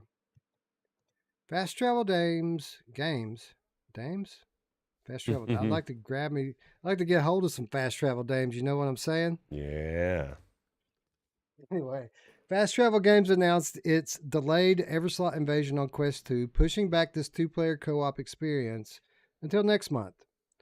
Previously confirmed for April 2023 release to Upload VR, Fast Travel Games revealed this delay through Twitter, citing unforeseen challenges as the cause. We've taken the tough decision to delay the release until May due to unforeseen challenges that require more time and resources to address. Our aim is to deliver the best fast-paced co-op action experience we possibly can. No specific release date beyond May 2023 window was provided. I could have swore we had an exact release date for this one. I guess not. Oh, yeah, we do. Actually, I know we do, because if those of you out there who are interested, well, when we get to the wishlist segment here in a few minutes, this game has showed up on the Quest store available for pre-order. And I'll tell you right now when it's The going to be actual launched. date. Well, I'll tell yeah. you what. I while you're looking for that, I give Fast Travel Games kudos because, you know, they said in the article that they made the tough decision. No, you made the correct decision. That's right. Nobody's gonna remember it was delayed if the game comes out and it's good. Everybody will remember if it comes out and it's shit. And even if you fix it within a week, you blew it. You blew that first initial momentum. And I mean, I don't need to tell you guys. You guys know. So you made the right decision, and I'm looking forward to seeing this game when it's ready to come out. Brand new trailer with new gameplay in it, Roots. I mean, it looks like they've polished this thing up the way that we knew that they would, coming from Fast Travel Games. Yeah, absolutely. Yeah, I'm looking forward to it. I think it's going to be super cool. And, you know, like I said, I think their aim is to deliver the best fast-paced co-op action experience they can. You know, if it takes an extra month or two, I say take it. They picked a good one. They picked a good one with the Everslaught. Everslaught already had the game mechanics down.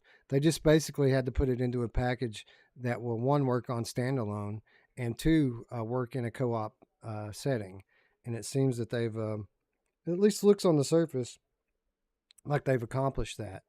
This game will be available on May 18th. Oh, they're delaying for it $25. Yeah. Is that what it said? $25. Yeah. Okay. Yeah, that's right. Yeah, May 18th, $25. You can pre-order it now to get a 10% discount, $22.50 if you order it now. Some people would say don't pre-order because if it sucks, but there's a 2-hour window, and if it sucks, just return it. You know. That's right. If you're planning on buying it anyway. This game's not going to suck. I'm pretty confident that this is, you know, Fast Travel's put out a handful of games, you know, through their publishing arm and the games that they've developed in-house over the past few months. I think Everslaught Invasion is going to be the best of the bunch. Like, I think this is going to be a Game of the Year contender on Quest. That's what I think. Yeah, I agree. It definitely has a potential for sure. And Hussein X says maybe we need more time travel games. I agree. I think we do. Wanderer was amazing. Wes and I have said we'd love to see a really cool Back to the Future story. That'd be cool, right? Like an all new story, and you could get the actually voice acted. You know, from Christopher Lloyd. Yeah, there's still time. Christopher Lloyd's still around. So is Michael J. Fox, and Michael J. Fox absolutely capable of voice acting. So, yeah, man, I'm down. Sign me up. I that's a Kickstarter I'd back, right? Yeah, absolutely. That's true. I would back it 100%. Fluke Rogue's got a good point, though. Don't pre-order for a 10% discount when you can wait and get a 25% one from a referral. And that's 100% a good idea. I've never posted a referral, Wes, and I've never used one. But I also I've used it a couple of times. I've used them a couple of times when like wife needs a copy of a game that we're trying to multiplayer or something like that. And, you know, it's a good way to get a nice little discount off of it by generating these links. Now, Fluke, on the other hand, Fluke's all over it. Every time a game launches, Fluke's on our Discord posting a referral link. So if you guys need it, be sure to check us out on Discord there. And if you need a referral link to anything, just put it out there. Someone will give you one, and if not, I will. Just tag me. Like we have all the games, so I should be able to get you a link for whatever it is you're trying to buy. Yeah, I saw somebody they'd posted. They said that they posted something on Reddit or somewhere, a link, and just kind of forgot about it. And so many people bought copies. They had like $600 in credits in their Oculus account. I'm like, oh my God, dude, can you imagine? That's crazy. That shit does expire though. Because I had some of my headset referral money expire off of my account because we never used it. That's bullshit. It's true. Can you buy headsets with it as well? No, it's just for the App Store. Yeah. That's the reason it expired, man. Because how often do I have to buy games? You know what I mean? Not very often. Fluke has maxed out his credit for the year. I don't blame you, Fluke. Like Wes said, you're all over it, man. It maxes out at 550. Can you use it and then you can get more, or I guess you can only get 550 for the year? Deal though, dude. That's how many games? It's like 20 games. I think it's smart. because people are getting games for 25% off, and most people don't care. Like myself, I don't care that somebody would get it, and I'd rather give it to somebody like Fluke, a friend or somebody that I actually want to have credits. It's just a win-win-win, right? So That's right. That's right. Anyways, this game coming out on May 18th alongside Firmament. So Firmament Quest players are Steam players are going to be playing Firmament. Quest players are going to be playing Everslaught Invasion. We're going to have a nice palate cleanser, Roots. We're going to be in there breaking our brains trying to solve these Firmament puzzles, and then we're going to be able to just jump out and go to the quick Doom-like, fast-paced action game Everslaught. You know what is interesting, Roots? I think Dead Hook's launching that same week. Oh my god! Or maybe a week earlier. Very similar to Everslaught Invasion, right? These two games. The difference being Everslaught Invasion has a little more money behind it and has co-op. Right. So it'll be interesting to see how those two games stack up against one another with them launching together. It's a little weird. Yeah, it is a little weird. I need to retrain my mind though, Wes, for hard puzzles. Not saying that Resident Evil 8 puzzles aren't hard, because they are in a different way, and sometimes they are anyway. But Firmament, if it's anything like the other two games we've played, Myst and Abduction, those puzzles are next level. And yes, and we're going to need that palate cleanser ×2. And it's good. We're going to have Everslaught and Dead Hook. So these are the type of puzzles you have to take notes. Like if you want to progress, you got to take notes, because you'll find clues on one side of the map, and these maps are typically vast, big ass maps.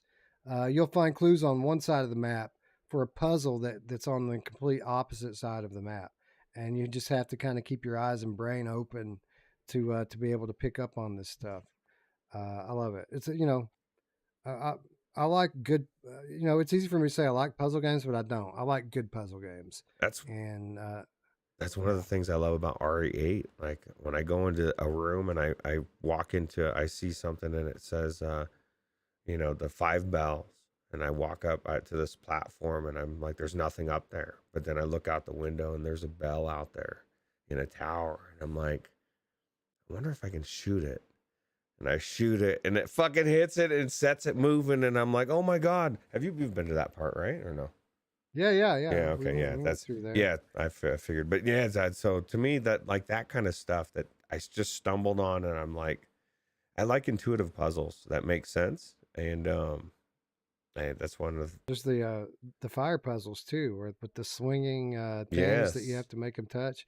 There's a bonus one of those. I don't know if you saw it, but like in the casket room, where there's like this old casket, and there's 2 of these fire things hanging there with no fire in them, but you can see behind like a wall that there's like a pillar over there that has a torch. I didn't know that was bonus. I thought I had to do that.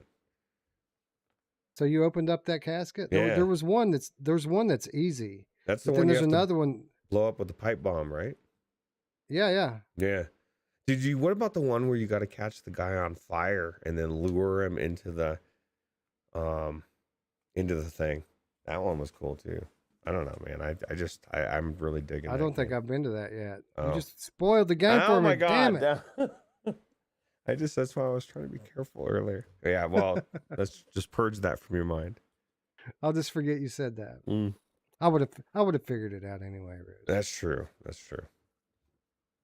Anyway, why don't we move on to the week's reminders? We've got some different reminders this week, dude, because deal alert, dude, there's a banging ass deal on Humble Bundle right now. If you're a PSVR player and you don't buy this, I question your soul. Yeah. Because what is this, $18 for these games, Roots? It's ridiculous. It's one of the best deals I've seen. I mean, even if you don't like Zenith, you've got Wanderer, you've got Vertigo Remastered, you got Into the Radius. Those three are worth it alone. And then Zenith on top of it. And I don't know anything about the other ones. I don't Rumble or... They don't matter. Superfly. The other ones don't matter. There are 4 top-notch VR titles in this for $18 a piece. That averages out to $4.50 each for some of the best games that came out in VR last year. Like, This is incredible. It's one of the best deals I've seen in a long, long time. $18.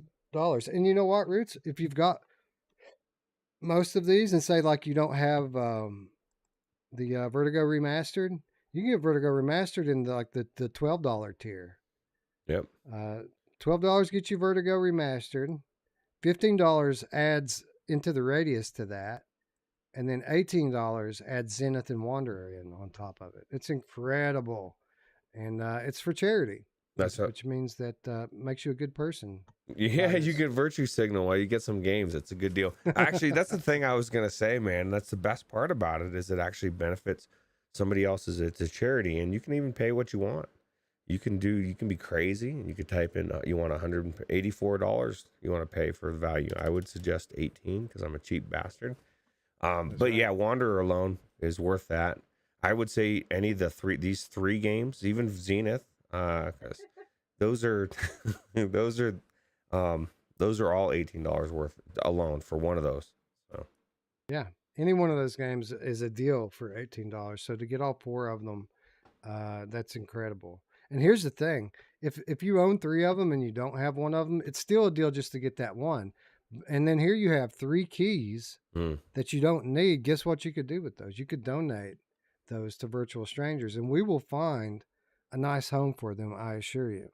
Yeah, actually, I think it was Ryan Brandon said Bluebell, I believe that's what it was. I read earlier, gave him one of the games out of that bundle because Bluebell just picked it up. Go.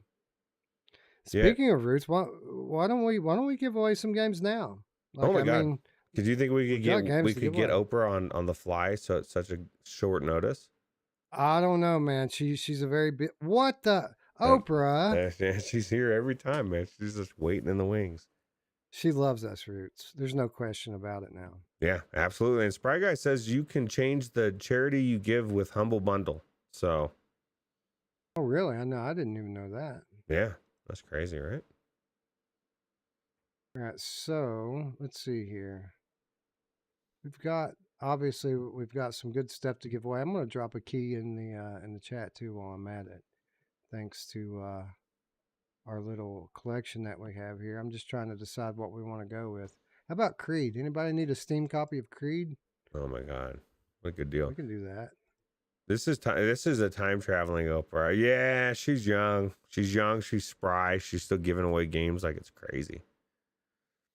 I still remember the first time when Brian Paul first came on our show and we pulled Oprah out and he was like, what is Oprah? What is Oprah doing?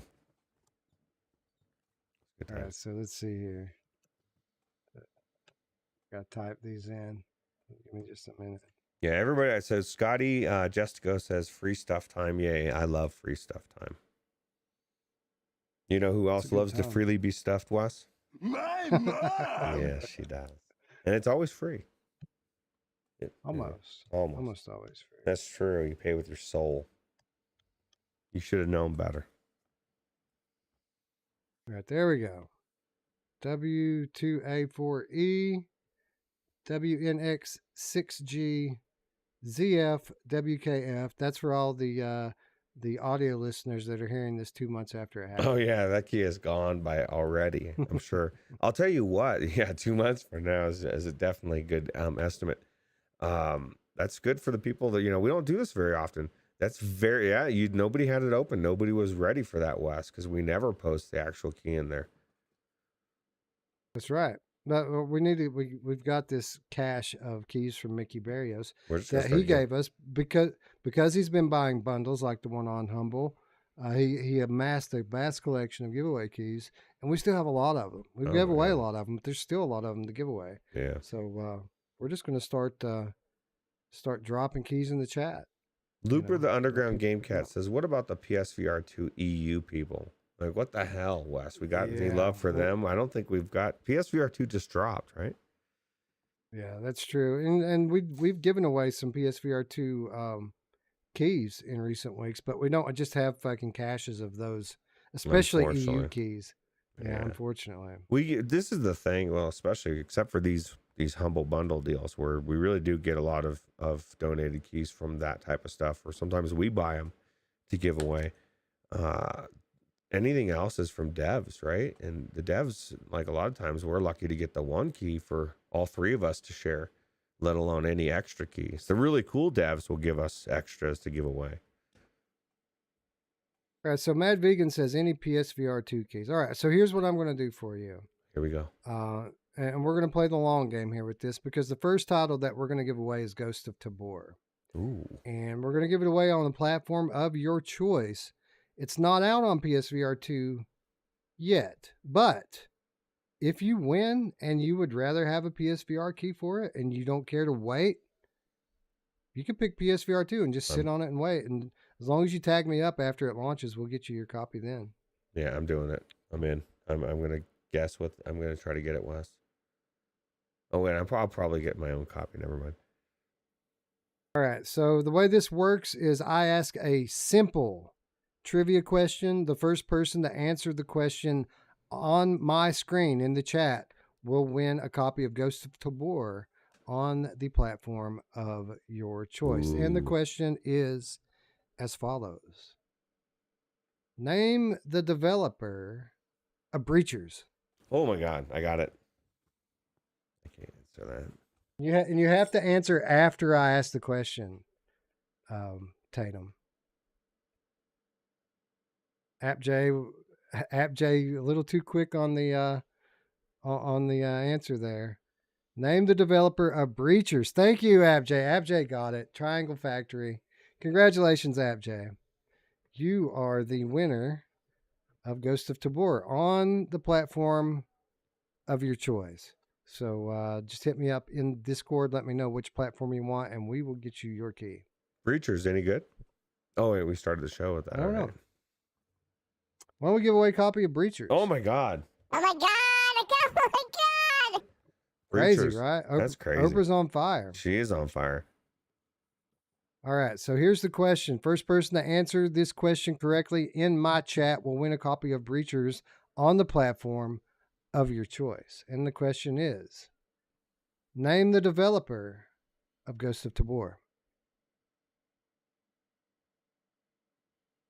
I just keep thinking, I'm not going to say it. First person to answer, Hussein X, coming through with the correct answer, Combat Waffle Studios Incorporated. That's correct. Hussein X, hit me up on Discord. We will get you, and let me know which platform you want your copy of Breachers to be on, and we will get you your key ASAP. Congrats to everyone who played. Well, you know what, Roots? Why don't we give away another, just drop another key in the chat. Oh my God, 2 copies of Breachers? What is happening here? No, not 2 copies of Breachers. Okay. I'm just going to drop another random key. Here comes another copy of Breachers. He's dropping it. Oh, wait, it's not. I'll tell you what it is. No, we're broke, dude. We don't have money to do shit like that anymore. So that would be nice, right? Again, shout out to Guido. Guido bought both of those games, so they're not actually coming from us. Those are from Guido. That's awesome. Thank you for the donation, Yeah, Guido. Guido's awesome. I wanted to give away something a little different here, but I'm having trouble finding my other list. I've got 2 lists, Roots. You got 2 lists. Oh my God, there's a lot of games in there. All right, let's see. Brandon's hoping for What the Bat. I don't know if we have any What the Bat keys. If we did, we probably burnt them somewhere. Actually, if I could give you my copy of it, I would. I've downloaded it on PlayStation VR 2, and I've almost played it a couple times, and I'm like, because I want to go into it and see. Like, I just got to be in the right mood, I think. Scion says, you know who else wants to be breached? My mom! He said who likes a good breach, but I altered it a little bit.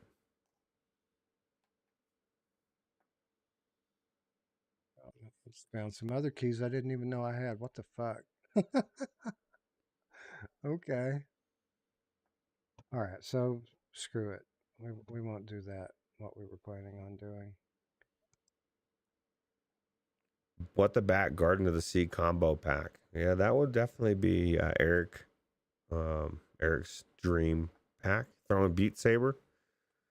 Trifecta. All right. So let's see here, Roots. Should we do Should we do The Walking Dead Onslaught, or should we do Groundhog Day? It's a good question. Didn't Punxsutawney Phil see a shadow this year? And he was dead on. I think so. Maybe we should do Groundhog Day and to celebrate.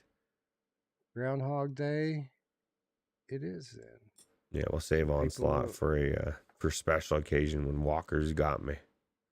All right, so give me just a moment. Again, I have to type these out because they're image files.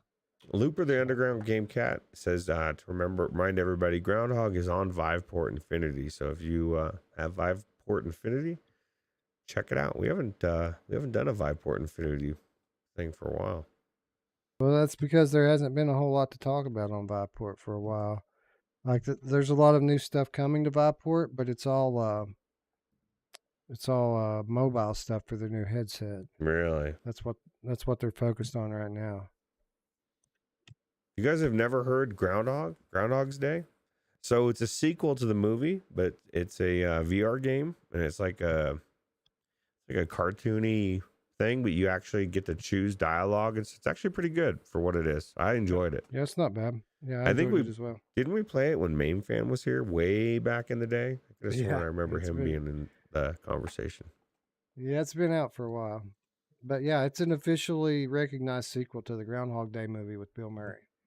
So there you go. It's from the devs of Invisible Hours. Tequila Works, according to James. Yeah, that was actually, remember the Invisible Hours? That was a good game. TJ Radburn says, I platinum Groundhog Day on PSVR. Wow. Kudos to you, bro. I've never platinumed anything. You know, my 12-year-old platinumed Bug Snacks yesterday. Really? I thought you were going to say Returnal. And I was going to say, holy crap. No, not Return. Definitely not Return. Are you going to, when it comes to VR, when you have the Unreal Engine mod, are you going to platinum it? I don't know. My question for you is, are we going to wait for that before we cover it, or are we going to do it this week in Reshape? Oh, well, we could do it in Reshade, and then we'd have a concept of the difference, you know? Yeah. Because I don't know, I'm enjoying the game, and any excuse to play more of it, especially in the Reshade. I tried to get it in Reshade to work, and I had some issues, so I'll have to. I think people might get mad if we decide to cover Resident Evil Village and Walking Dead Retribution again this week, which is what I would cover. If it were up to me, that would be this week's show. But we just did those games, so we need to pick something new, and I think that Returnal is a front runner here. That's true. That sounds good to me. Yeah, we'll get it up. We'll see if we can get how well it runs. If it runs in Reshade pretty well, we'll go for it, and if it doesn't, we'll pivot off to something else. There is stuff coming out this week, so yeah. TJ Radburn wants to know any PSVR 2 codes. No, sorry, dude. Sorry, bro. I wish I'd had some, but I don't. We'll get some. I guarantee you, we'll get some probably within the next month or so, couple months. Yeah, as soon as Guido sees this, he's going to be like, "You got to buy some PSVR 2 games for these people." Yeah, Guido, what are you doing? No, just kidding. Guido's so cool. Scion VR as the real MPV or MVP question or statement. I want Unreal Injector today. That's how I feel. I'm sick of seeing articles about it. I just want it. Like we could be playing Back 4 Blood in VR. Yeah, exactly. Like every time I see one of these articles, like I showed today, I get frustrated. Like I don't get happy. Like used to, I would get happy when I would see these articles. Now I get frustrated is my initial reaction to it. Like, fuck. Seriously, they're going to talk about it some more? I'm done with it. You don't have to sell it to me anymore, bro. I'm sold. Just release the damn thing already.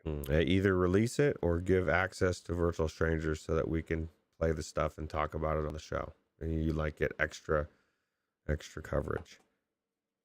Let's do that.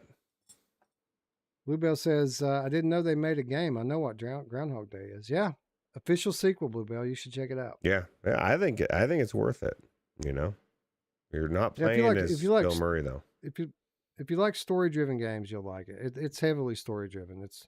it's an interactive story, and it's like a story puzzler. Like your choices affect the story, but there are only certain ways through certain narratives. So it's like Groundhog Day. It's like if you choose the wrong dialogue choices, you can't make it out of that day.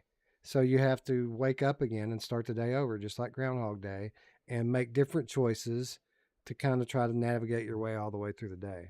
My favorite was the speech when I could tell the town exactly what I thought of them. Yeah. That was good. So, yeah, I wish more people would give speeches like that today. Yeah, unfortunately, no, it's not. That's not on the agenda at all. All right, let's move to our next reminder. Let's talk about what's out this week. We got a couple of things out this week, Ruuts. One specifically that I've been looking forward to. This great temple was built to hold the eye. And I was called to guard it.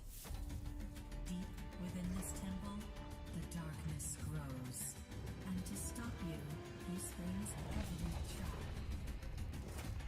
Rise up, hope bearer. It's time we end the darkness.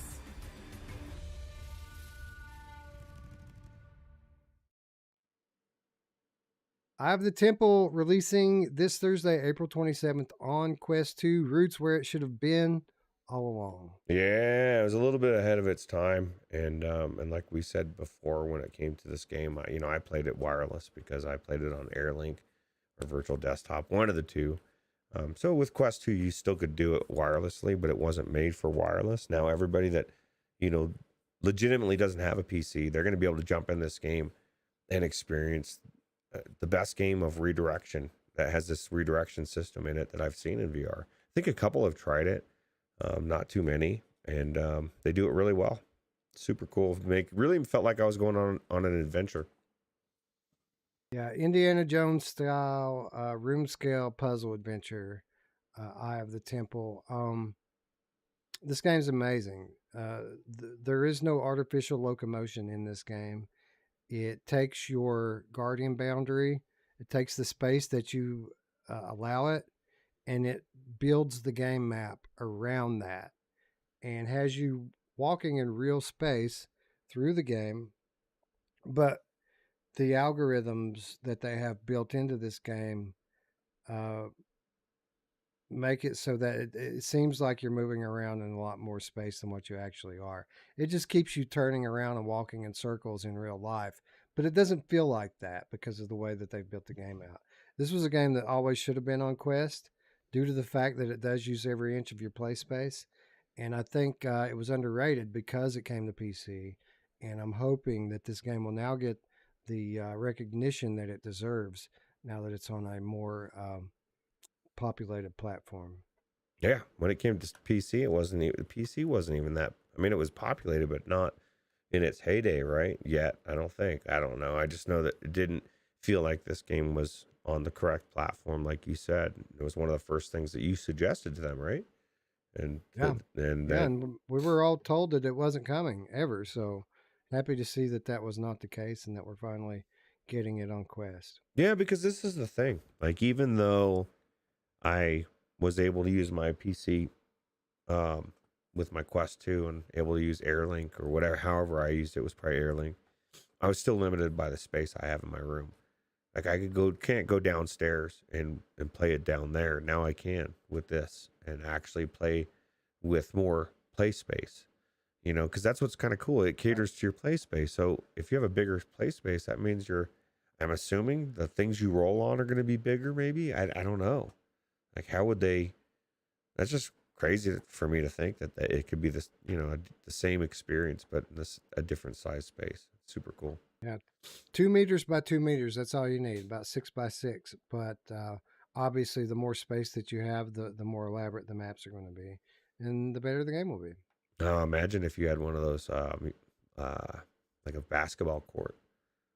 You could just walk around that whole, however big, the biggest space you could have. That'd be cool.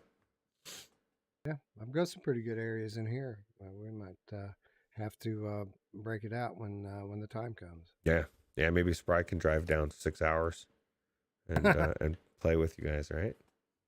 Yeah, the invitation's open, bro. Yeah. I mean, it's his birthday. I'm not going to turn him away. That's true. How could you turn down Spry on his birthday? Anyway, while the Eye of the Temple certainly is the most notable release that's out this week, it is not the only release that's out this week.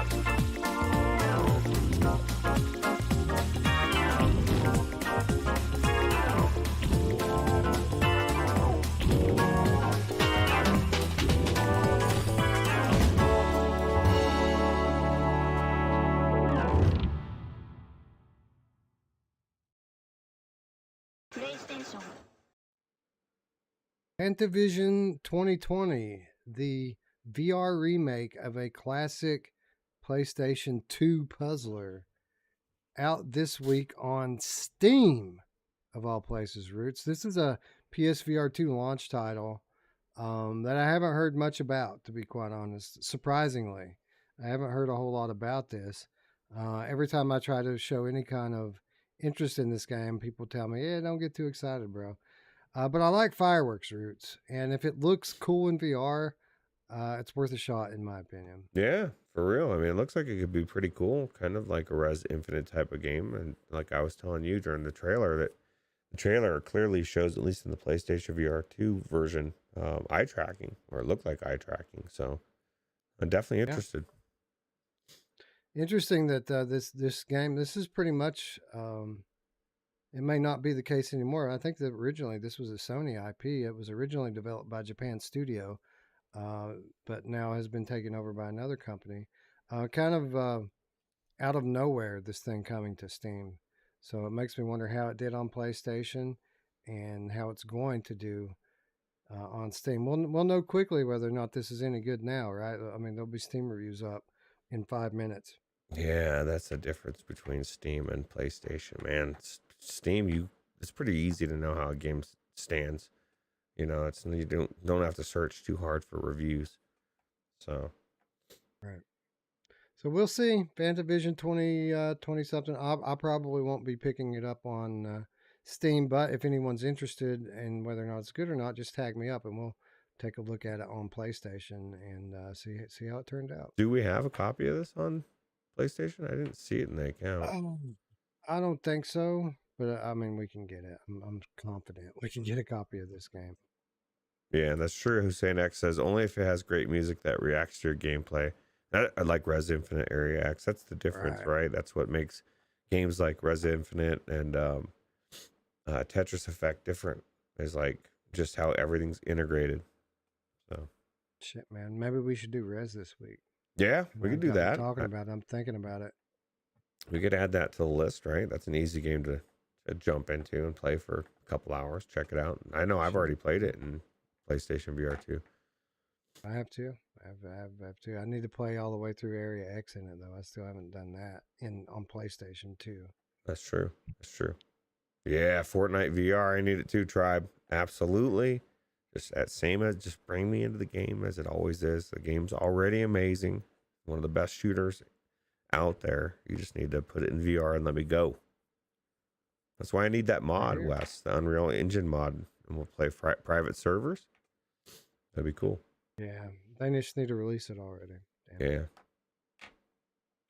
Anyway, that brings us to the segment of the show where we ask all of you to give us a hand and help us to support the developers out there by taking just a moment of your time and a couple of clicks to wishlist a game. And we've got some good choices on this week's lineup.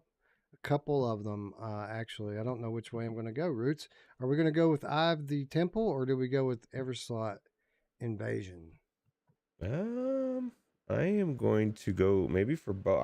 I was looking for the Quest 2 website so I could get Eye of the Temple, but I think both of them would be good. If I don't already have it, I might already have it. Boom. So there's Eye of the Temple, and we're going to wishlist it right now. That's all it takes. You saw how fast that was. 2 clicks, about 60 seconds of my time. And this means the world to these friggin' VR developers, man, who are just trying to get their name out there so that people will give their game a look. Eye of the Temple, Everslaught Invasion, both of these absolutely deserve your attention and your support. So if you need something to wishlist those. And if not, let us know what you did wishlist in the comments down below. Eye of the Temple comes out in 4 days. There's already a review for Everslaught Invasion. 1 rating. Well, it's not a review, it's just a rating. Yeah, 5 stars. Gamertag VR. Yep, I think so. I think he would love the review. Right. There's no review, just the 5 stars. Ryan Brandon says Dead Hook. Good choice, friend. I'm excited for that one too. That is. That's a good one. Tatum says I wishlisted Back for Blood, which is a good choice because nobody needs your support like Back for Blood. That's right. That developer is struggling. They don't have money at all. It is an amazing game though. I think it's probably that's why that's what I wanted after the fall to be, and I still think they need to add some zones where you're just trying to survive to get through. You don't have to kill everything. You just don't die. You know? And get from here to here. Tribe Grey Wolf. What's up, Tribe? Tribe joining us in chat says, Eye of the Temple. That's right. Coming to Quest this week, bro. Pretty sweet. Yeah. I'm excited. This is the part of the show, Tribe, where we tell people to go wishlist games. And we try to make them do it. We like peer pressure them into making them do it. And because we're all about the devs here. I did the same thing to Radio Run. Actually, I was just talking about my RAM upgrade. And he's like, you're going to make me buy it. Damn it. And I'm like, do it. You need 64 gigs. Spry Guy says to remember to watch D stream on Twitch in 1 hour after the show. The link is there. She's streaming for the first time. Not only streaming for the first time, but she's streaming or playing Resident Evil 8 Village for the first time. And Wes, she was afraid to go into The Walking Dead. And now she's going to jump into RE8. She's going to wish she was in The Walking Dead, bro. I can't wait. You know what? And I told her this the other day, and it's absolutely true. It's not nonstop scares. Like there's some fucking intense stuff, but there are long periods in this game where you don't have to deal with any of that stuff. You're just exploring and trying to figure puzzles and shit. Yeah, that's true. That's what I was trying to tell her too. It's like maybe 20% horror game. The rest of it is like really cool story, adventure, puzzler, exploration. Yeah, it's good. Tatum says, I got Eye of the Temple on my to-do list. Just got to clear my play space. PD played it. Beardo played it. Yeah, I saw these guys got their keys already. I don't have my key yet. Where the hell, man? Where's my key at? I don't know. They are pretty big, though. Beardo Banjo, please. All right, nice. Thanks, Tribe. Tribe getting his wish list in for Eye of the Temple. Thanks, nice. Bro. Appreciate it. Scion says peer pressure to wishlist Firmament. Do they even have a page up for Firmament yet? I don't know, but I told Scion you have no soul if you don't wishlist Firmament. So there better be a page up, or else I don't have a soul, Wes. I got to check now. It sounds like a problem. Please let there be a page, because I need my soul. I'm going to check too. There is a page. I don't want to be left out. There's a page. All right. Well, I'm going to wish list it too then. And I can wish list it. It comes out May 18th, approximately 3 weeks. Looks phenomenal. It's wish listed. That's 3. I wish listed 3. I did the Everslaught as well. 3-for-1 wish list this week on Virtual Strangers. That's a deal, son. Yep. And I'm accepting Awesome Tatum's Steam friend right now live. as I just saw it. Awesome. All right, man. Thank you to everyone out there who wishlisted a game. We love you and appreciate you. Again, let us know in the comments down below what you wishlisted this week, and maybe we'll talk about it next week. Yeah. All right, let's move on to our next reminder. This is our final reminder this week and every week, and that is how you can support us, our channel, and our community. Of course, if you haven't already, why haven't you subscribed yet? It's a big red button. It's hard to miss. There's a little bell next to it. You don't want to miss that one either, because that's the one that keeps you informed whenever we go live here on Virtual Strangers. So if you haven't already, click the stuff. It's just a couple clicks. We don't put out too many videos. We're not going to keep your inbox full of shit to watch. We go live 2 or 3 times a week. I mean, that's not too much to ask, is it, Roots? It's not. And this is the thing. This is my opinion, but I think the live is like the best part. You know, that was why when That's right. I used to watch, Anthony on the VR 365 and the other show that they did. It was my favorite part, was being a part of the live chat. So I think I'm going to start streaming again, Roots, too. Oh, yeah. You got a little bit more time, and I think there's a lot of gaming to be out there played, man. So, yep. It's a good idea. So Tuesday nights might be coming back. That's a good idea. Well, I'll tell you what, Radio Runt's waiting for Fallout 4 for sure. So I'm down. I'm almost ready to get back to that, honestly. Yeah, I think this is my opinion. As long as it doesn't screw up your save, or even if it does, and maybe do it on a different hard drive or somehow, you should do the modded and see how cool you can make it look. It shouldn't mess the save up. From what I understand, the mods don't break the saves. Yeah, so as cool as you can make it look, you know, you don't have to go overboard, but just make it whatever upgrade you would want, and then it'll make it phenomenal. And it'll be cool. Thanks for joining us, Mad Vegan. Have a good night, bro. Yeah, we appreciate you. Anyways, if you're already subscribed and you want to do a little something more to help support us, you can support us on Patreon. $3 per month. That's all we ask. You get insider updates. You get our weekly show notes. You get exclusive content, all for less than $1 per week. And you get to sleep at night, knowing that you did the right thing. So shout out to our 36 patrons I think we have now. You're all awesome. We appreciate you all. And shout out to everyone who supports us out there. We love all of you as well. Absolutely. Hussein X says, I've started rewatching some of VR Game Rankings past streams. Again, when I struggle to switch off and sleep, I must say it's working. It's treat so far, or working a treat so far. So Anthony's helping people go to sleep. You feel good, Anthony. Wouldn't it be good to have Anthony on? I would love to to talk to Anthony, have him on if he's like interested in VR, ask him some questions. Anthony, you got to come on, bro. I mean, if only we had a special episode coming up, Roots. Like if there was some round number that we could make a special episode on, then we'd have a good excuse to bring Anthony on. You know who I'd love to get on the show at some point too? Would be Immersed Robot, Gary, and Fluke Rogi. Yeah. I think that would be really cool. I'm down, bro. Down. Yeah, I'm down to have an intelligent VR conversation with anyone who knows what they're talking about, and those two certainly do. Yep. So yeah, I'd love to have those guys on as well. That'd be cool. Where are we, Roots? I think we're on the Discord. Discord's free. Patreon costs money. Discord is 100% free, and we're there 100% of the time, 24/7, 365, lurking, waiting for people to say some stupid shit so we can jump all over it. No, I'm just kidding. We don't do that. I know people do say stupid shit, but we just typically say dumber shit, and it's a pretty comical situation. But that's where we hang out. It's where we get together. It's where we play together. It's where people are going to be meeting in a moment to catch Chinatown D and her stream as it goes up. It's where we watch police chases. It's where we talk about life, and it's open to you for free. There's an invitation down below. All you got to do is click it. That's it. You'll be greeted at the door. I guarantee it. Yeah, absolutely. You don't want to miss the police chases that are in there. It's crazy, crazy channel. And let me post D's Twitch one more time. You don't want to miss D in Resident Evil 8. So come check it out. In an hour, yo. In an hour from the end of the show, which is when? Right now, I think. Right now.